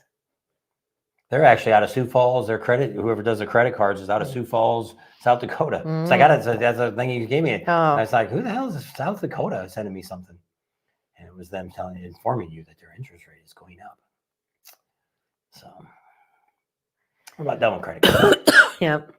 That's what everybody was saying. It's just that crazy fees and stuff. But no matter what you buy, you can always negotiate those fees. Don't ever go in. And if they say, we've got this fee, and this fee, you can say, what is that for? I'm not paying that. Well, the idea is if you go in and you've already got credit. So let's say you're looking, it's just like us when we were looking to buy this truck, the little Ranger that we bought. Well, I'd already talked to my New Vision credit, and they're like, you're good for $50,000. Whatever you want to buy, $50,000 less, just call us and we'll get a check to them. So we're like, okay, what's the interest rate? Well, that was 6% or something they were going to give me. And so I was like, okay. So then we went to the dealer. Ford was 6.3%. So we went ahead and went with Ford for the moment. We may switch it back over to New Vision. But that way you already knew when you got there, because I said, well, we already got credit. We're already approved for 6%. If you're nowhere near that, there's no use we doing it. He goes, let us try. And I was like, you can try. I don't care. I think they get some sort of kickback. Yeah. They said, even if you just do it for the first month. So they got to get something out of it, or they wouldn't have put because they're getting some kind of payment for, it's like going to a timeshare. Those guys that wreck you into those timeshares, they get paid once you go to it. They get a bonus, $300, between $300 and $500. That's what somebody told us too. A guy that does timeshares, if you get roped into going to one, and let's say they offer you $50, and say no, because they're given $500 to give to a person, and whatever they don't give you, they get to pocket. So if you say okay, $50, then he got to pocket the rest of that. Because we one time got $300. We've learned, because when we go to Vegas, we're not gamblers. So Vegas is the worst place to go if you're there for a week. 3 or 4 days there is really nice, but trying to spend 7 days there is just, it gets old and monotonous. So we were in Vegas, and we were probably there 3 or 4 days. We were there for a week. And it's like, we really didn't have nothing to do. We're just walking up and down the strip. And this guy comes up to us and says, you want to go to timeshare? And we're like, no, not really. We own timeshares. We don't need any more. He says, I'll give you $150 to go. And I'm like, no, it ain't worth that. He says, how about $200? I'm like, no. He said, how about if I give you $300? I said, $300 in cash? And he says, yes, but you can't tell them. And I'm like, all right. So we went, and So what we've learned at timeshare, the best thing to do on a timeshare is when you're sitting down with them and they try to get you the high pressure guy, go, I didn't want to tell you this or anything, but we just filed bankruptcy and it's in the court system right now. We came here for one last blowout here in Vegas because after this, we're not gonna be able to do nothing. And they'll get mad and tell you to leave. And then you go down there and get your $300 from that guy and go on down the road. Because the first guy we did it with, we probably made like $1,000 that week. First guy gave us 150, and because they want to get a show ticket. I don't want no freaking show tickets. I want cash. He's like $50. I'm like, no, my time's worth more than $50 for 90. Because they always tell you 90 minutes. And I set my watch too. I said, "Are we starting now?" And he's like, "Yeah." And I'm like, "Okay, why?" Because I'm timing you. You said 90 minutes. In 90 minutes, I'm getting up and walking out. The only good one we went to one time, and we went to a place, and they actually brought you in. They said, "Do you have any intentions of buying anything?" And we're like, "No." What'd you come for? They were giving like a little portable TV. I said, "Just a little portable TV." They said, "All right, go over there, go get your TV." Well, one we went to too, that they overbooked.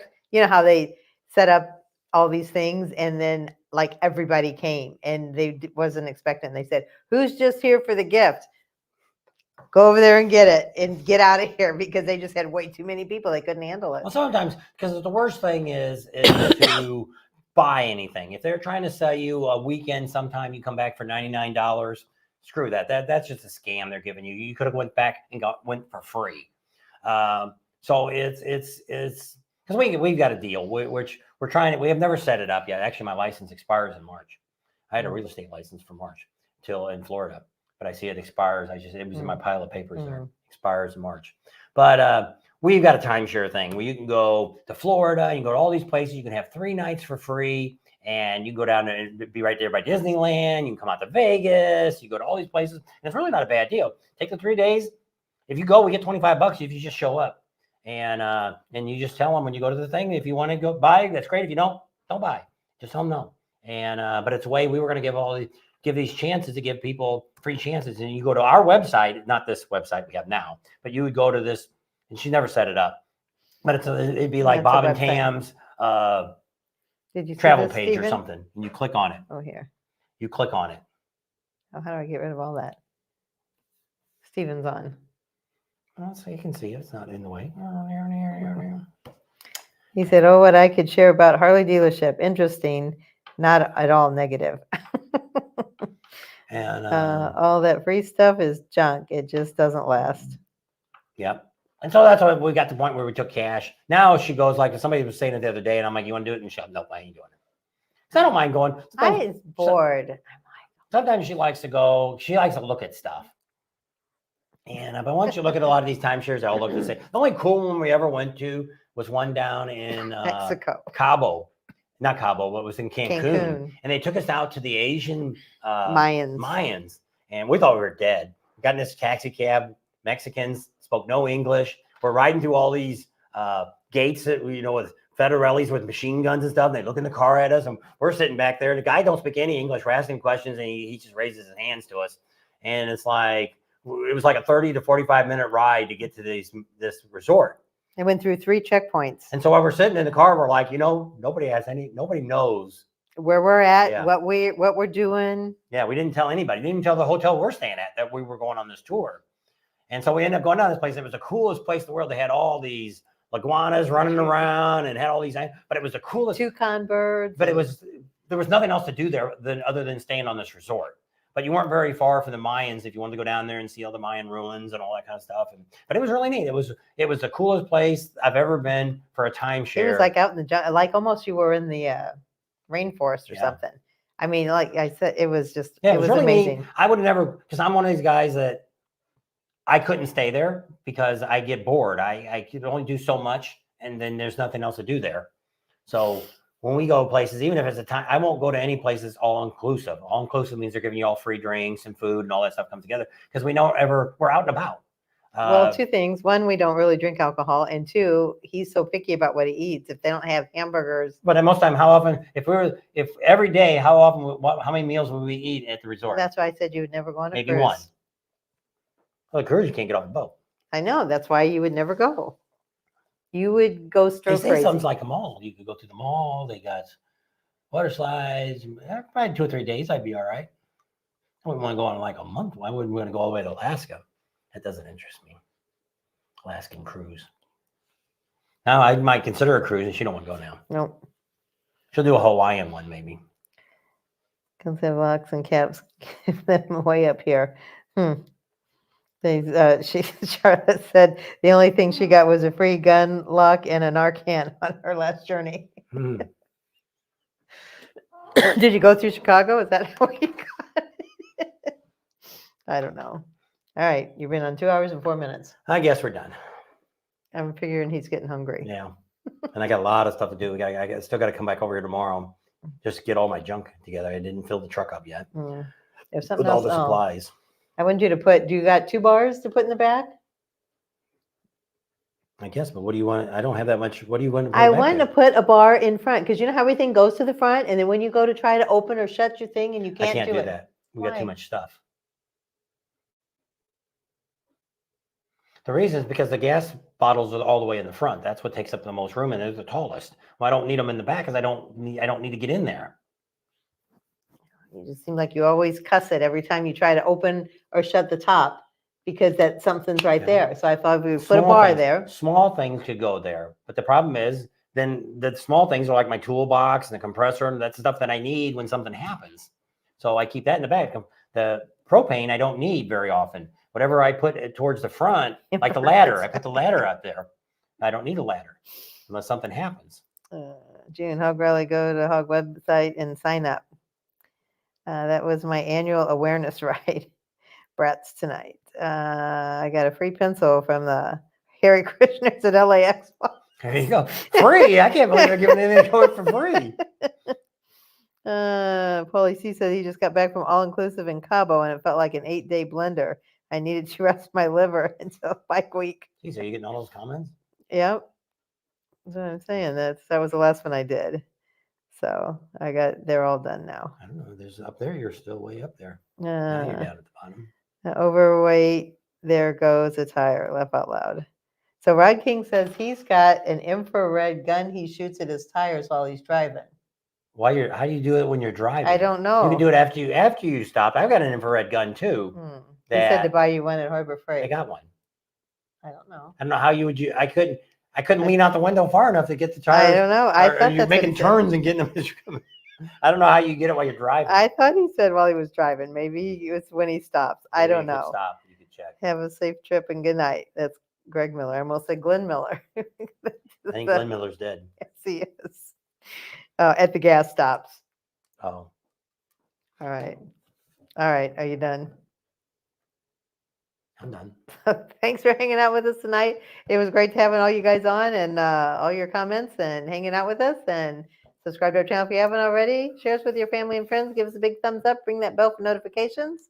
And we'll see you on the next video. And we might do some lives depending on where we're at on the way out to Daytona. We'll probably have, depending on power and things like that, because like in Wilcox, we'll have power, but it depends on the weather. If it's lightning and stuff, I'm not going to turn on my new computer.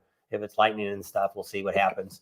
But we'll have a video. But Monday, I do have a video, which is already the stuff that we've been doing, getting ready. That should come out. I want to get a shot of my motorcycle because I want to talk about that. Somebody brought a concern up, trying to say my bike is something and it's not, and it is, and it's not, and it's not, and it is, it is, and it's not. And we want to talk about that. And not that I'm upset about it, but I called somebody to find out what they thought about it, and we'll tell you who that is maybe in that video, who I talked to. Somebody that really knows about bikes.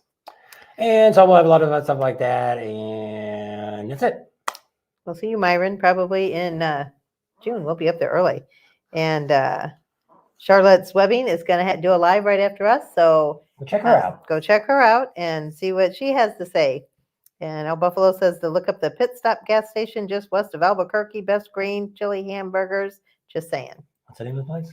The Pit Stop gas station. Somebody told us to go to one, but I don't know. We're not going to be up in Albuquerque. We're going down the 10. We won't be on the 40. Too much likelihood of snow. Yep. Joe Casey says shiny side up, and Clint says good night. Have a good trip. Yep, we can take the 10 there, and on the way home we come back to 40.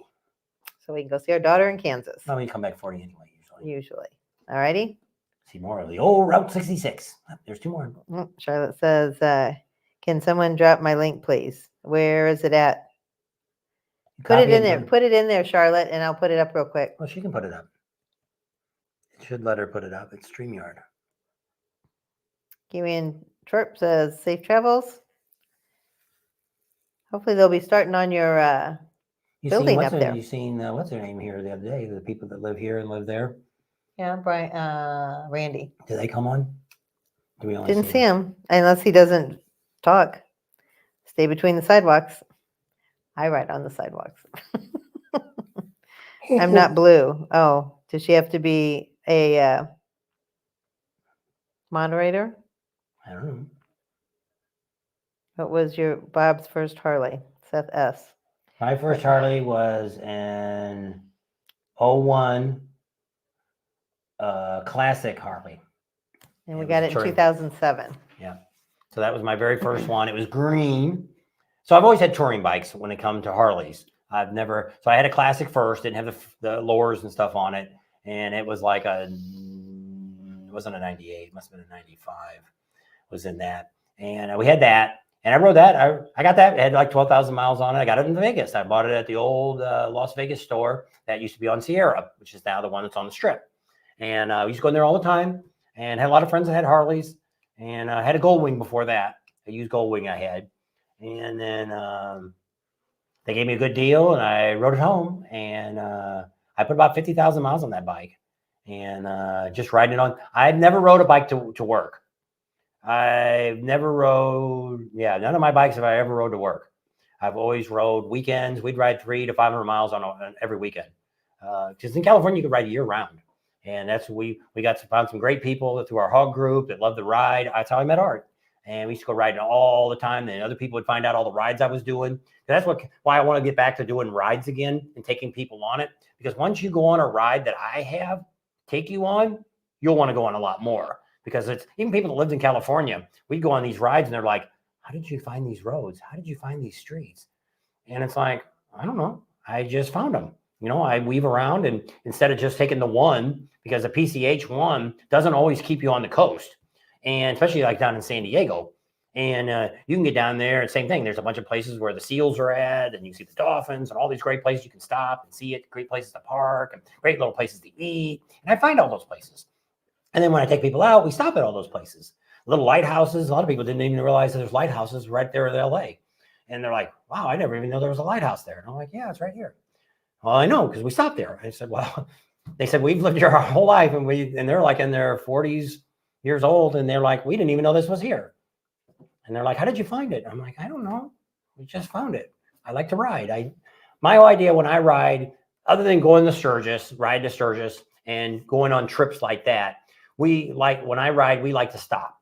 And if I see something we're stopping, we'll do a 180 and we pull over and we go check it out. And Art will tell you that all the time. If he ever gets back riding, me and Art would get back to riding. We'd be riding all the time. We would take 2-lane change or whatever those guys are called. We'd put them in the chain. We would be out all the time taking all these rides all over the United States. But hopefully next year he'll retire, and then we'll see. So do you have it pulled up yet, Charlotte? I don't see a live for you. I see one from 2 months ago. Well, it depends what she has. If she has StreamYard, it may not come up yet. Mm. Tell her to send you the link in your email. All right. I guess send me a link in our email to that one, and then I'll post it.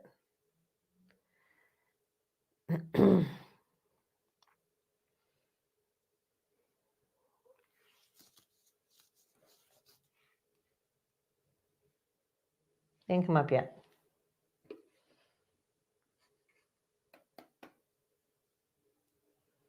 Anybody else on? Nah, just reading a comment.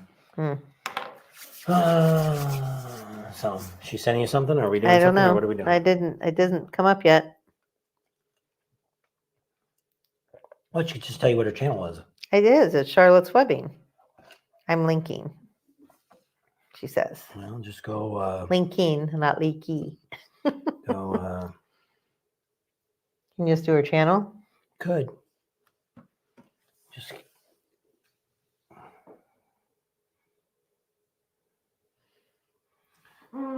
You go right. Where are you in? home. Is this her live coming up? I'm checking to see if I have her blocked. YouTube search. Well, that was for Favorite hangout to ride during Sturgis.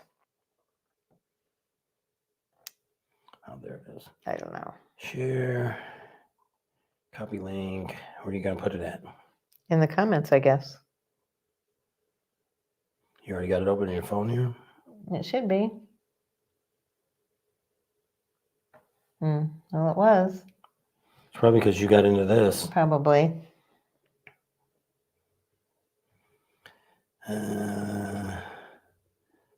Go to channel and then live there.